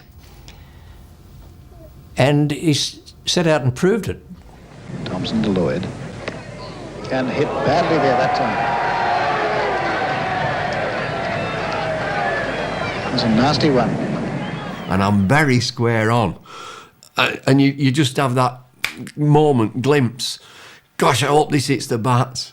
Well, it missed, and everybody knows where it hit me. I used to love left-handers because of the way I bowled. They used to go away and then you straighten one up and jag back at him. Well, that's what happened, and it just cleaned him up right in the midriff, but he's gone down right. It's 1974, and all cricketers would remember what I was wearing for protection. There was only one thing that you wore, and it was a pink thing, and it's got a pink lightsome, and it had holes in it, this pink lightsome, completely useless for the job that it was supposed to do. And you can use them now in bathrooms as an accessory. You can put your soap in there now. That's about as much use as they are. I'll put this as politely as I can, that everything that should have been inside that pink lightsome had found its way through these holes and was trapped now on the outside. No wonder I somersaulted into the floor. Just landed straight on my head. There was bits and pieces hanging out everywhere. It was a very, very delicate operation, like a jigsaw puzzle, to get the bits out without doing more damage. I swear to you that particular day, we didn't need a doctor, we needed a welder to get this box and all its contents pulled apart. So I lose my voice every February, and I put that down to Jeff Thompson, yeah. When it was Australia's turn to bat, the irrepressible Doug Walters played a priceless cameo of an innings between tee and stumps on the second day. True mid-wicket, that's 4.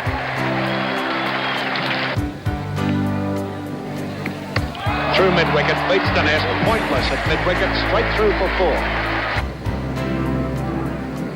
True mid-wicket, another 4 to Walters, going to the boundary like a rocket. Short ball from Titmus, hammered through square leg. Arnold is after it. It's going to be close whether he can stop it. He can't. It's another 4 to Walters. That's his 50. As Walters piled on the runs, the question was being asked, could he achieve the rare distinction of scoring a century in a session? I was on 93 come the last over of that match that day. And Willis, still wasn't on strike, mind you. Roscoe had done his trick again the over before. We had a leg by off the first ball of the last over, and I got down the other end. And Walters over the head of the keeper, down to the fence for 4, is it? 4 runs to Walters. He's 97.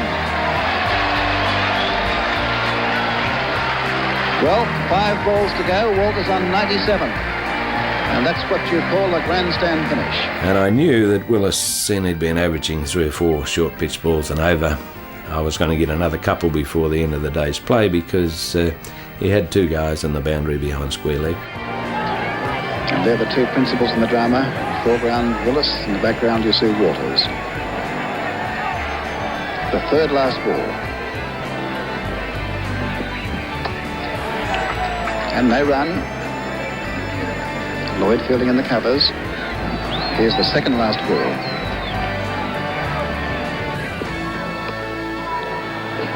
And 1 ball to go to end the day, and they're not. They were thought of taking a single. Because of the way Doug Walters is, it's only natural that he'll do something historic. I'm saying, see, you've got to trust Dougie. Dougie will do this. The gambling instinct came out that it was a 50-50 challenge, and if I bowled him a bounce for the last ball when I think he was on 97, it was either he who was going to be the winner or me, because the odds were that if he mishit it would certainly would go up in the air. Doug Walters, 97. Here's the last ball of the day's play. He hit it, could be 4. Magnificent shot. It's out to the boundary. A 6, was it? A 6. A 6. Walters, 103. What a fantastic finish. One of the greatest finishes we've ever seen to a day's play in Australian Test cricket. Doug Walters, 100 in the session. He hit the last ball of the day's play for 6. I ran off the ground knowing it was the last ball of the over, thinking that the boys would have the tops off a couple of bottles, but I ran into an empty dressing room. We all agreed to the idea of getting in the showers and keeping very quiet and see what Doug would do. So I flicked the tops off the 2 bottles, and the other boys have got pretty good hearing because they all come running out of the shower block at that time as well. He actually won, because in the end everyone came out, good on you, Doug. But he won. Doug just, he's the imperturbable, the unflappable.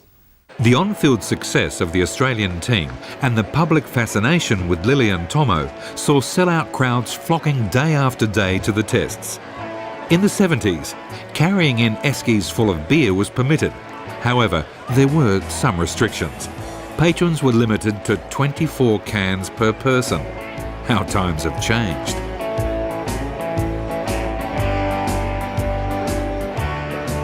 The advent of colour TV in Australia, live telecasts of each day's play around the country on ABC radio and television, saw an enormous surge in the popularity of cricket, especially amongst the younger generation.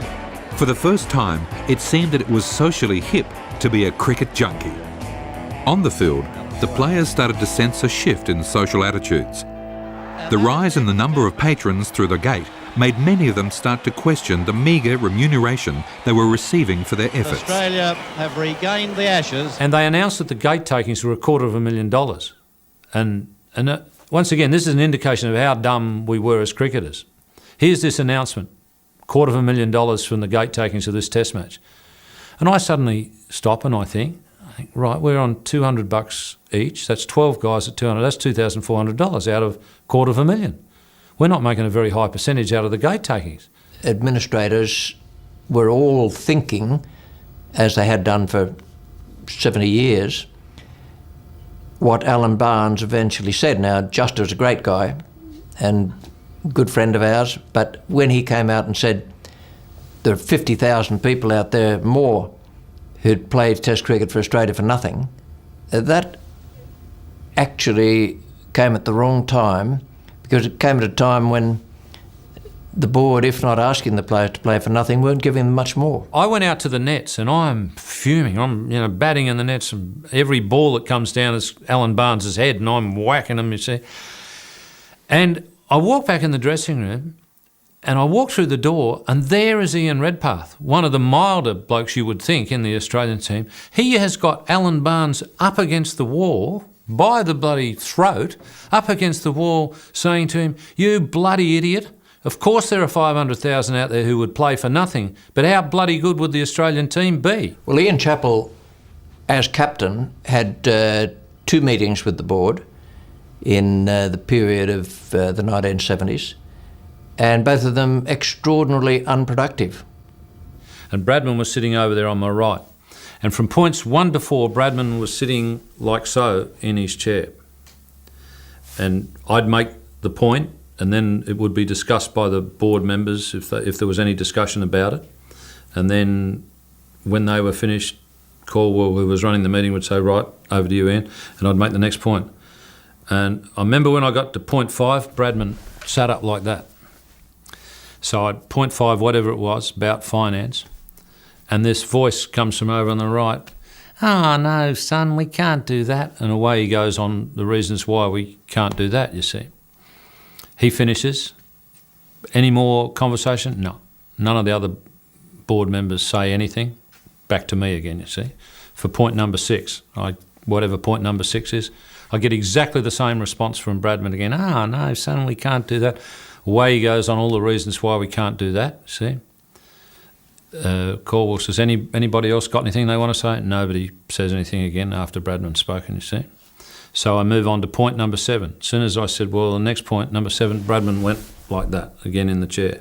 Subsequent proposals that were put forward by Ian to the ACB and then myself as captain a couple of years later to the ACB, which again was a log of claims which included money, included the payment, but it was also included superannuation, looking after the players who played for a reasonable period, that they were the ones that had to be looked after. It wasn't so much the guys that played a few games here and there, but if a bloke played for 5 or 10 years, then he probably should get some sort of recognition from the ACB. And we talked, I know I can't talk for Ian, but I know with the presentation I made to the ACB up in Brisbane, at the ACB board meeting up there, the issues that were talked about was about having more of a say in our programming in Australia, overseas, what tours, how long the tours were. There's money everywhere in the game. Never seen so much, never seen so many people coming through turnstiles and so on. So the players were starting to think, well, this is not right. And you had the thing where the 70s became a questioning era in life as in cricket itself. Why is this happening to us? Why are we not being paid a reasonable figure to play cricket for our country? We weren't asking for a lot. In hindsight, we were asking for a pittance. But if they'd given us that, we'd have gone away as happy as Larry. That was the silly part of it. We'd have all we wanted to do was play cricket and not have to worry about money. We didn't want to worry about any of those issues. We just wanted to play cricket. And unfortunately, the stone wall was really solid. Again, there was one particular individual who controlled things, and he just slammed the door very firmly in my face, and that was the end of the discussion. Bradman, to me, had as much to do with World Series, the starting of World Series cricket as anybody, because I got the feeling that Bradman treated the board money as though it was almost his own money. He wasn't going to shell out anything. In 1975, the inaugural World Cup of one-day cricket was staged in England between all the cricket-playing countries of the world, excluding South Africa. Record crowds flocked to the various matches played at all the major county grounds in England. The final between Australia and the West Indies was played in front of a capacity crowd at Lord's. Normally you walked into Lord's and it was very, very staid and very quiet, and you didn't want to make any noise. You didn't want to, look as though you were going to enjoy yourself too much that day because you might upset somebody. You'd sort of almost skulk into the dressing room. But I can remember walking into that ground that day and being, bouncing in, almost being on a cloud, just with the excitement that I experienced as we walked in from the street. There were plenty of people outside the gate still at that stage, and again, many of them were West Indians, and there was music and there was noise, there were whistles, there was tambourines and drums, and it was fantastic. In those days, the real punters got to the game.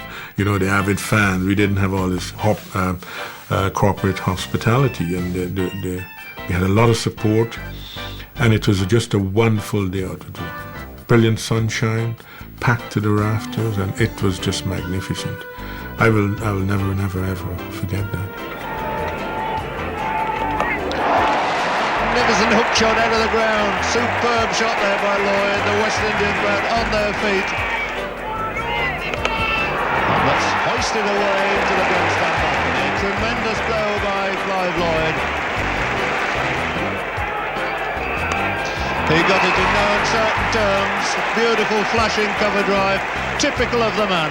The bat raised, the crowd on their feet, and what a delightful exhibition this has been by Clive Lloyd. You couldn't really wish to see a better 100 than that in any form of cricket. Winner Julian now to Ian Chappell. Clive Lloyd's magnificent century in 100 minutes off just 82 balls meant Australia had to score 292 off 60 overs to win the World Cup.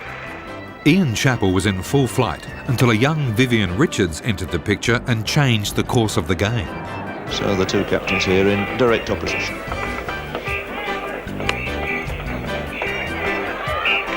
very close, yes, he's run him out.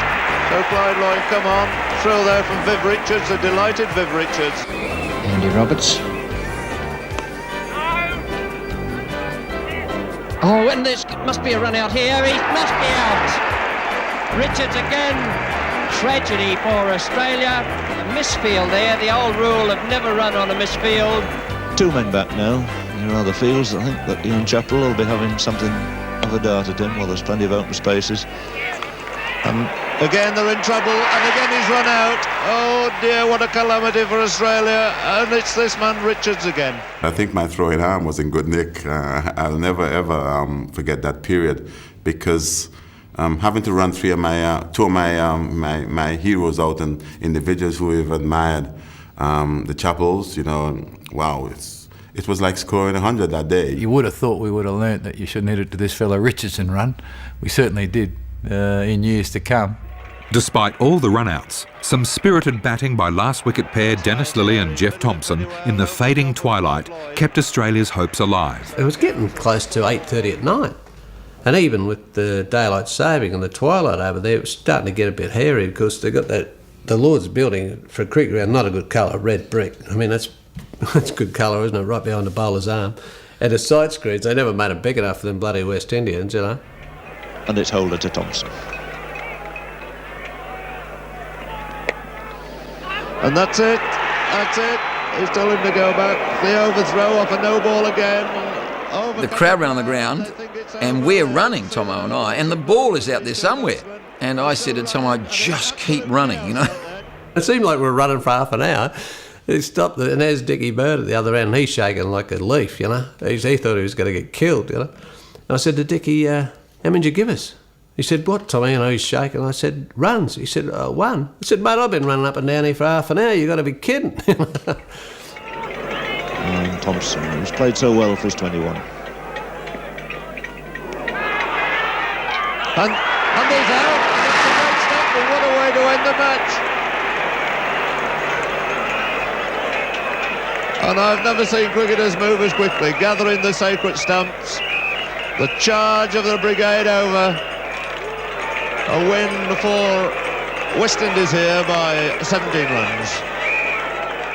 winning was important to us. Winning was important to us for a financial reason, too, other than, just for the joy of it. It brought the West Indians together. We were all a much happier people when we were doing well at cricket. With the trophy in his hand, beckoning to Clive Lloyd to come up and receive it. Taking in that moment, it was a tremendous feeling, and I knew it would do a lot for our cricket, and it did. I can remember because I bowled 12 overs too, got 100, and I went out for dinner and I couldn't sit down. I stood up and ate because I was so tired. I was really, as the English would say, knackered. I don't think too many of us were convinced that the World Cup had this great future until that final. Once that final was over, I think we all knew that one-day cricket and the World Cup in particular had a special place in the game. It was the signal of what was to come. I mean, it was really the first day for the rest of our life, and then the new era of cricket, I feel, when I look back on it. After the World Cup, Australia stayed on to play a 4-test Ashes series against England. Crowd participation took on a new meaning during the Lord's Test match when the unthinkable happened. Veteran broadcaster John Arlott described the scene. A freaker! We've got a freaker down the wicket now, not very shapely, and it's masculine. And I would think it's seen the last of its cricket for the day. The police are mustered, so are the cameramen, and he's had his load, he's being embraced by a blonde policeman. Within a couple of years, the novelty of streakers on the ground had become very irritating for the players. And Greg Chappell, he has stated in the past his intention of dealing with streakers. He's not happy with them.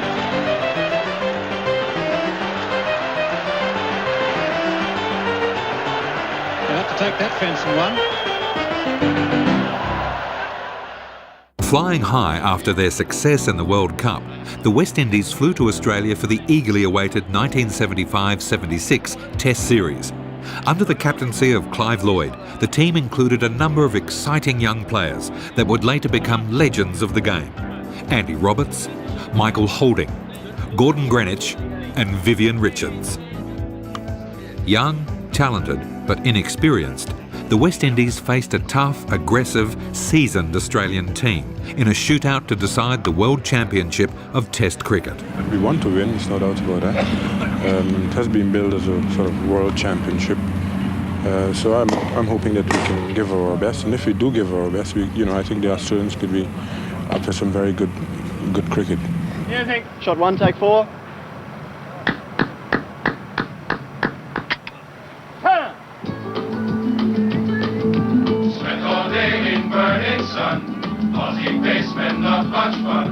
The popularity of the West Indies saw them taking the first tentative steps into the world of advertising when they recorded a commercial promoting a particular brand of men's toiletries. Batsman wear proof 33, he get 100 runs by tea.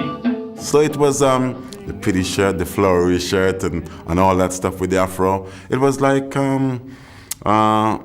Sly and the Family Stone sort of stuff. It was that period where you felt just a cool dude because there was the soul music and all that sort of stuff. And then you had, I think, people who were just coming out of that period of the flower power times. Yeah, it was a serious combination, and the cricket, I think, matched. Batsman wear proof 33, he get 100 runs by tea. New boy bowler swinging late. No, his hair is looking great. Batsman used to 33. Batsman LBW. Once the Test matches got underway, the West Indies batsmen soon found out, just as the song said, the Aussie pacemen were not much fun. I can remember one occasion where we had Lawrence Rowe, who I've always felt was one of the coolest individuals that you could find whilst batting at the crease. And he used to whistle little things like the games that people play and things like that. And I'm at the other end and I'm looking at my hero, and I could see Tom was rushing in and Tom was letting everything fly. So I walked up to the wicket and I said, which was commonly known then, Yaga, why are you not whistling like the games that people play anymore? He said, no, you cannot do that when you're facing this guy, Jeff Thompson, because you can hardly see where the ball is coming from, sometimes between his legs. And he said, whenever it rips, there's enough time, he says, for you to whistle anything. And caught brilliantly. Rod Marsh taking a wonderful catch. Jeff Thompson, to me, was the biggest difference in that series. He was a physical threat to the team, to the batsman. He bowled at fearsome pace and was really extremely hostile. Of course, he had Dennis Lilly at the other end, an outstanding fast bowler, where Thompson was absolutely sheer pace, bunks, hostility. This guy was dangerous. I thought that, and he was much stronger than we expected. I'd say probably he didn't realize his strength and his stamina. He would remove batters when you think they were settled. He'd get, and he made that break. He made the breakthrough, and then Dennis Lilly would come and do the rest, clean it up. It's always a picture in my mind, that 75, 76 series. I can still see those wickets, and I can still see Tomo spreading eagle and just letting fly. Yes, I think that was a great baptism. This is what I think, and I'll put that particular period down to how I myself approached cricket in the future. I felt, wow, if you could go through this and come through this, which was like a war, well, any little battle you could achieve, and I felt reasonably comfortable after that. And I think this is what I needed as an individual at that time. The 1975-76 series was a triumph for Greg Chappell. Taking over the leadership from brother Ian, Greg scored a century in each innings of his first test as Australian captain in Brisbane. He went on to amass 702 runs in the series at an average of 117 and led Australia to a crushing 5-1 victory in the series. Australia was now the undisputed world champion of Test cricket. The reason we won was we had the best pace attack, and Dennis and Tomo were the leaders of the pace attack. We had Max Walker and Gary Gilmore in that series. Australia's success with the four-pronged pace attack would make a lasting impression on Clive Lloyd and his West Indian team. The standard then was set by the Australians. If you have 4 fast bowlers and they're the best bowlers you have, play them. And the West Indies were fortunate then in that period right after 75-76, where Andy Roberts and Michael Holding first really established themselves. And right after that, a rash of fast bowlers, young fast bowlers, came through, so that not only were 4 being played simultaneously, but you had probably 4 others waiting in the wings. With a batting lineup loaded with talent and a fearsome pace attack, the West Indies would come to dominate world cricket for the next 20 years. With enormous crowds attending cricket matches, gate takings were at an all-time high. However, the top players in the game worldwide were still not receiving payments commensurate with their high spectator appeal. It is mystifying why cricket administrators at the time seemed reluctant to explore the possibilities of advertising, sponsorship, and the sale of television rights as a means to improve the pay-in conditions for the cricketers that were providing such an exciting, entertaining, and very marketable product. We always compared ourselves, I suppose, to other professional sports, the tennis and golf, soccer in this country, and we wondered whether we were getting paid the right amounts, wanted more money, and that sort of thing. I used to say, blankly at the pre-test match dinners, and what the hell, I'm here, I'm getting paid 160 quid for heaven's sakes. Look, I could go and empty dustbins down, rather than being here inside at Lord's on St John's Wood Road. If I'd been outside and emptying the dustbins, I could have been doing that and earning more money in the course of the week and being finished at midday than I'm here, being supposedly at the top of my profession and entertaining, X number of people, hopefully, with a game of cricket. You're getting paid peanuts, let's be fair. And, if you're going to give your life to playing 10 years of Test cricket, at the end of that time, if you've been a top player, then you should be able to get out of the game without any real financial worries. And that wasn't happening. I mean, people were finishing playing Test cricket and not having a job or anything to go to and struggling. And that shouldn't be happening. And we felt that there's certainly a lot of money was coming into the game and not going towards the players. And there were some big crowds there at that time. £1,200 for 5 Test matches. That's what we earned. The grounds were all packed to capacity. And then we played, I think, 3 one-day games. We went on a tour and we got £3,000 for that. Now, in any language, that's pretty ordinary. However, we'd have all done it for nothing anyhow. And that was the great weakness. They knew that we'd play, and they, in England especially, thought we'd never do anything to unsettle it.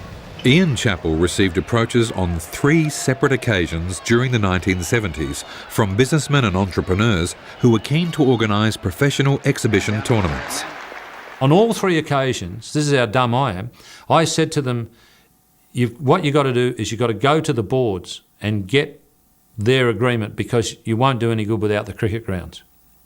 And each time they went to the boards told them to buzz off, didn't want to know them. We're talking about exhibition games outside of the season. They weren't to be games that were going to be played in competition to the ACB program. They were to be games, outside of that, outside of our normal season. So we were pretty keen because more cricket, and they were talking about paying reasonable money. But again, we sent them off to the ACB and never heard another thing.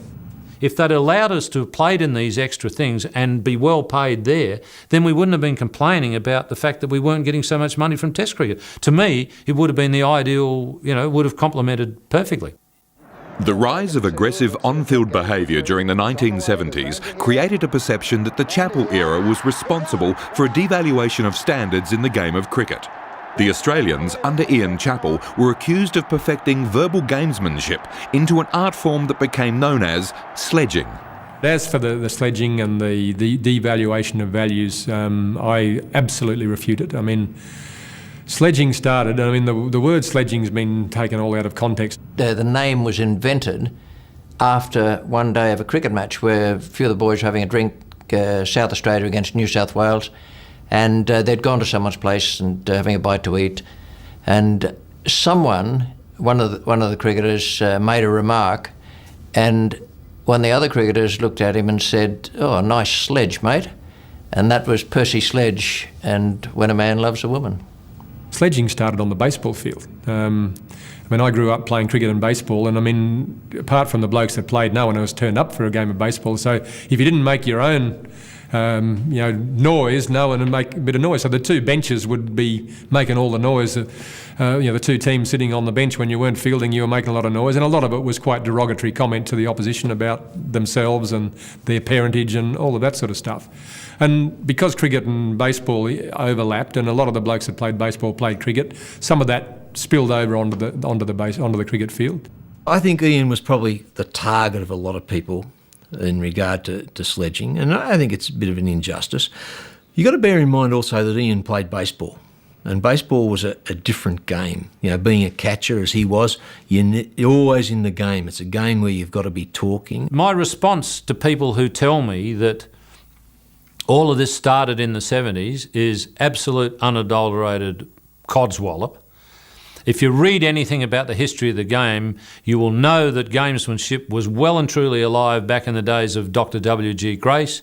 His brother E.M. Grace apparently was one of the great gamesmanship men, and he would do it from point. While I was playing, that whole business of what they had to say never affected me one little bit. And I think it's fair to say too that the majority of people in our dressing room felt the same way. And I've always looked upon a weakness in character in an opponent as being exactly the same as a weakness outside off stump or a weakness against the short pitch delivery. It is there to be exploited. If a player if he was affected by something someone said, and if you got him out as a result of a bit of verbal, so be it. That's the way I felt at the time. That's the way I was brought up. We were a very aggressive side. We were arrogant at times. I think we had a lot of success. We demanded success, and we expected it. Lita Willis, and one hurt too.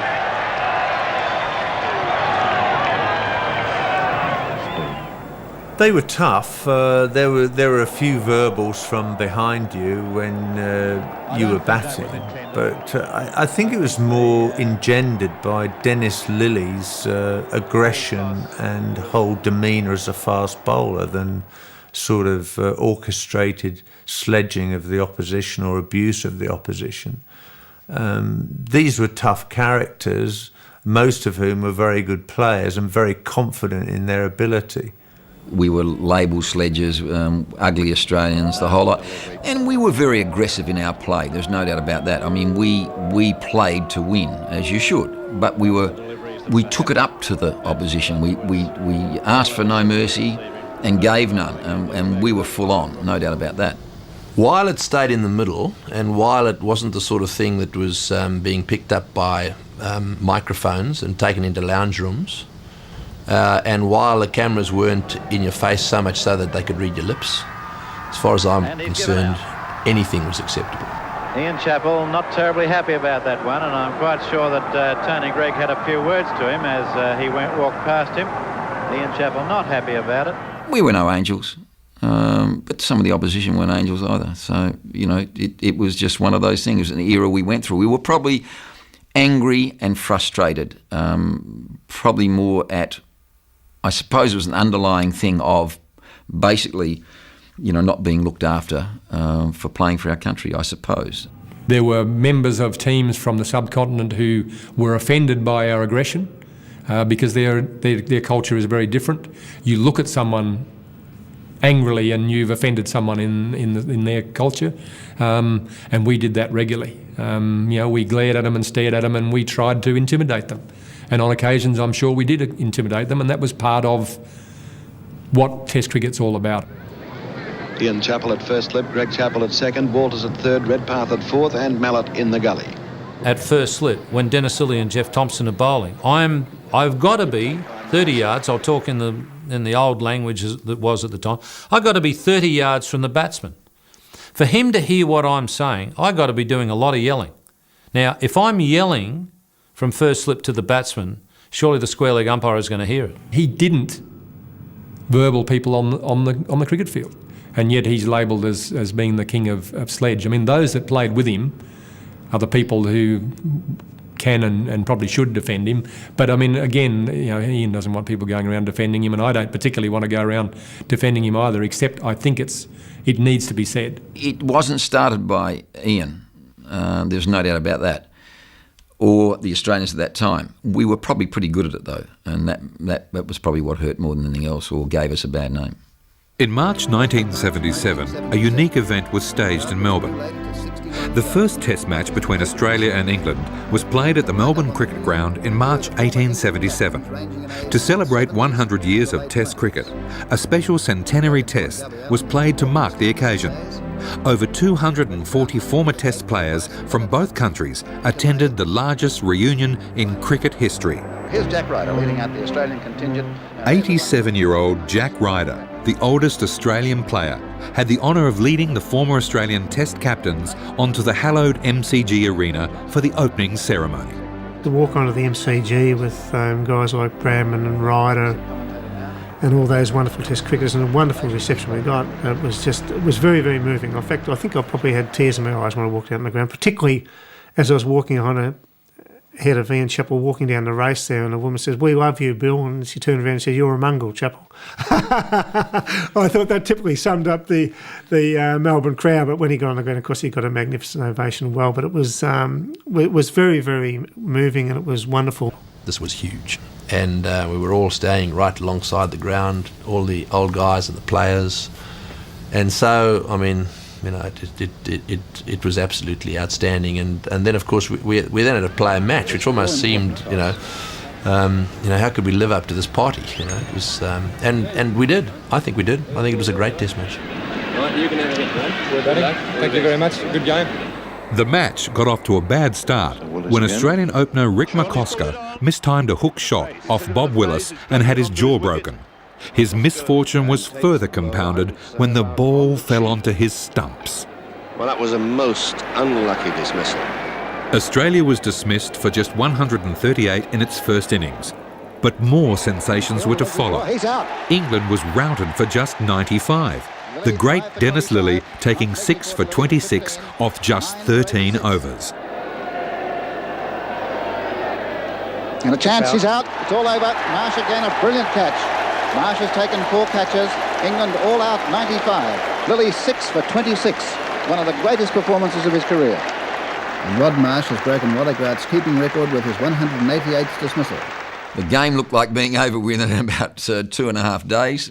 As Doug Walters said, we'll be fishing by 2:30 a day 3, which was his statement when he thought a game wasn't going to go long. With Her Majesty the Queen scheduled to be introduced to the players during the tea interval on the final day, there were grave concerns that the match would not go the distance. Enter 21-year-old Test debutant David Hooks. And down the ground it goes. That's a great shot. That's almost a 6. Over the fence or hitting the fence on the first bounce. We did have a huge function at the MCG before the game, and I was walking somewhere and Tony Gregg was in a group and he said, not another Australian left-hander that can't bat. And I looked around for Marsh and Gilmore, but they weren't there, so I assumed it was me.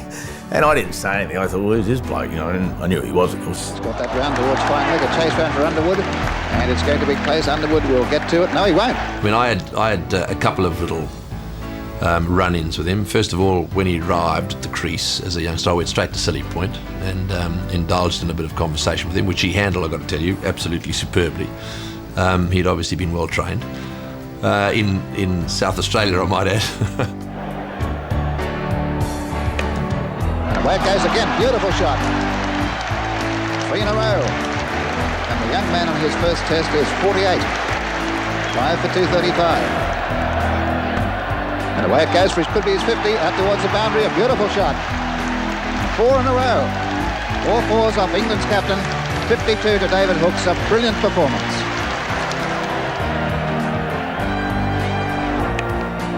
And through again. It's racing out towards the boundary, it might get there, let's see what happens, it's very close indeed, and the ball will win 5 in a row. Do I have to say much about it? I get reminded about it on a regular basis, and I suppose you look back on these things and you think, well, I'm part of that little bit of history. Although David Hooks was dismissed soon after, his priceless cameo of an innings changed the course of the centenary test. And the crowd giving him a magnificent ovation now as this young fellow departs the scene. Some spirited batting by Rod Marsh swung the game in Australia's favour. He was on the verge of becoming the first Australian wicketkeeper to score a century in a test against England, when it looked like he was going to run out of partners. And that's the other side of the ground. Away it goes to the mid-wicket area. There's a fieldsman there, but he won't reach it. Into the fence for 4. And here's McCosker, swathed in bandages, with March approaching his century. McCosker said, I'm going out, and Greg Chappell said, no, you're not. The doctor came in and Greg said to the doctor, what's going to happen? He said, nothing. If he gets hit, he gets hit. No more damage can be done. And then we left it up to McCosker. And of course, he walked out. The word that is never used except for then is swathed in bandages, a new word that I learnt the next day. And the crowd started singing Waltzing McCosker. It was just amazing. I didn't believe it that he'd come out. And I thought, Jesus, Greg, you're a hard man sending him out. But I think Rick just wanted to come out himself.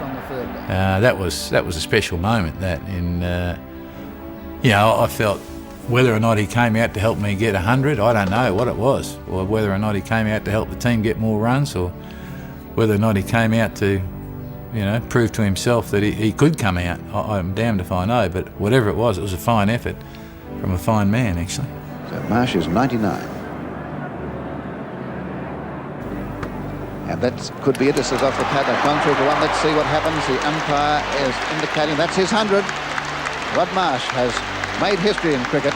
The first Australian keeper, the only player so far in the centenary test, and that's 2 records he's broken in this very match. A wicket-keeping record for Australia, and now a batting record for Australia. The first man in history, an Australian keeper, to get a century in a test, and he's done it in the centenary. England was set the seemingly impossible task of scoring 463 in 11 hours to win the match. However, some audacious batting from an unlikely hero, a quirky individual from Nottingham named Derek Randall, made an England victory a real possibility. Derek Randall, 100 in his first test against Australia. he would jump around the crease. You know, he's moving around the crease. I used to ask him to stand still because it was very hard to hit a moving target. And that's hit him on the head, a bad one. Bad one. Innocent appeal there. The ball's gone to second slip and caught. Now the batsman is down. Dennis looked down and he said, "Are you okay, Derek?" And they looked, he said, "Oh, Mr. Lilly, well bowled. That was a very good ball, wasn't it? Give me the ball. I'll hit him on the head again." Lilly to Randall.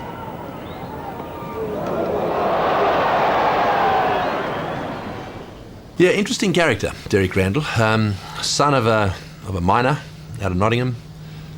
Fish and chips and beer, you know, pretty stable sort of character, nothing special about his requirements in life. I remember well in India, the first time that he went to a party, where we laid it on a little bit. He went to a party at the Godrej home, big industrialists there, and I bumped into him at midnight, and he had a bottle of the finest French champagne in one hand, and he had a piece of toast, and an Indian bearer was scraping Russian caviar onto his toast. And I said, "You okay, mate? Everything okay?" And he said, "Captain, champagne's fantastic. Strawberry jam tastes of fish." That's Derek Randall. Derek Randall was eventually dismissed for a remarkable 174, an innings that won him the Man of the Match award and generous applause from the very appreciative Australian crowd. One of the finest innings we've seen in years and years on this Melbourne ground, and the player, Derek Randall. Everybody here is standing up to give him a tremendous ovation as he comes back to the pavilion after an absolutely fantastic night. It was yet another superhuman effort from the great Dennis Lilly that saw Australia home. And that's it. It's LBW. Alan Knott is out. Lilly has struck again to finish off this test match. England all out for 417. Another great performance there by Lilly to see the end of England. And Australia triumphing by a margin of 45 runs. It was a great test match, and you know, Max O'Connell got his calculator out at the end and realised that if he gives the LB out, it'll be the same score as it was 100 years ago. So he just gave Alan Knott out, and that was it. The centenary test celebrated the virtues and traditions of the way cricket had been played for 100 years. However, storm clouds were brewing on the horizon. The winds of change were about to sweep the noble game of cricket from its genteel 19th century origins into the modern commercial realities of the 20th century. Ian Chappell certainly was very instrumental in World Series cricket. He said, if we don't do anything about it now, then the players in another 100 years are still going to be earning the same as what we're earning, and on pretty ordinary conditions as well. The fact that those 50-odd players kept it quiet for so long, kept it a secret for so long, I think that gives you a clue as to how pissed off the players were with the treatment they were getting from the administrators, not just in Australia, but around the cricket world. I am a purist, we are purists, and the traditions of the game are very important to us. But from the playing side, what I respected was the blokes that had gone before us had passed on to us the tradition of Australian cricket. It wasn't the Australian Cricket Board that had created the tradition of Australian cricket, it was the players. And you know, they'd passed on a very healthy game and you know, great tradition of Australian cricket to us, and I thought it was very important that we pass that on to the next generation. But I also had the realisation that something was wrong. There was an imbalance here, and if the players didn't stand up at some stage or other, there would be nothing to pass on. When Packer finally came along, you just don't get the whole top of cricket, the top players, to say, yes, I'm for it, I'm off. You know, there's got to be something behind that. And they've been building for a long time and they've just been ignored. Most of us at World Series time, most of us that took the opportunity, were just gone 30. So you had this great era, Chappell era through the 70's, all those players that are playing then, and you know, all the players from around the world, basically West Indians, and South Africans didn't matter, they would have gone anyhow, and a few Englishmen. But we were all around about 30. A few exceptions. But we were at that stage where we were starting to think about our futures. One of the things that my father said to me at the time was that the greatest honour, Derek, is to represent your country at a sport and play for your country, and I'm disappointed you're joining World Series cricket. But my decision was a decision which gave my wife, myself, my 2 daughters, security for the future. I think that every single player in the world who wakes up tomorrow morning should kneel down and say a prayer of thanks for Kerry Packer, and by extension the 55 players that signed initially, but more so for Packer. Because those who don't want to do that may well argue that the money would be there now. But Packer fast-tracked the enormous incomes they're earning, and justifiably so. I shudder to think what would have happened had it not come along. I shudder to think what would have happened to the game of cricket. I mean, I doubt very much whether the game of cricket would be as healthy, certainly in this country, certainly in England, as it is today. I think it would be a secondary sport almost. At the time, everyone thought it was the worst thing that happened to cricket. Now, on reflection, everyone realised that it had to happen. It was the best thing that could have happened to cricket. And I think the players of today, I'm sure, realise that without us laying, our head on the chopping block and basically never thinking we'd never play Test cricket again, that I'm sure that they realise that we paved the way for the business it is now, and the fact that players now do very well at it, as they should. Well, I look at the wealth that's in the game today, and I rejoice in the players of today, with the McGraths and your Warnes and the rest of them. I think it's fantastic. They're great athletes and they're disciplined in so many ways. But I feel that every time Ian Chappell walks past, they should just drop to their knees quickly and say, "Thank you, Ian," and then get up and move on. Because had he not had that courage 30, 25 years ago, they wouldn't have got what they've got today. Greg to Ian Chappell. And hooked high down to leave him, and over his head, this could be 6. Willis to Greg Chappell. Down past the bottle, this could be his 50. He's coming down towards the fence, long chase for Lloyd, he won't get to it. Let me tell you, he bowled quick. He bowled lightning quick. Nasty ball to not. I stepped it out at one stage. We were over 30 metres back from the batting crease. It was frightening. It slipped, let alone the poor bugger that was standing between us with a bat in his hand. I think that was a serious baptism. So sometimes a good hiding is okay. I don't think you'll have an era like it again. I mean, you look back in the record books and see how many great players played in that time. It's cricket, it's top cricket. There's plenty of room for everyone. I don't know what the hell all the arguing and bitching was about. I would be very disappointed if we couldn't look back at 3 years and be able to say that.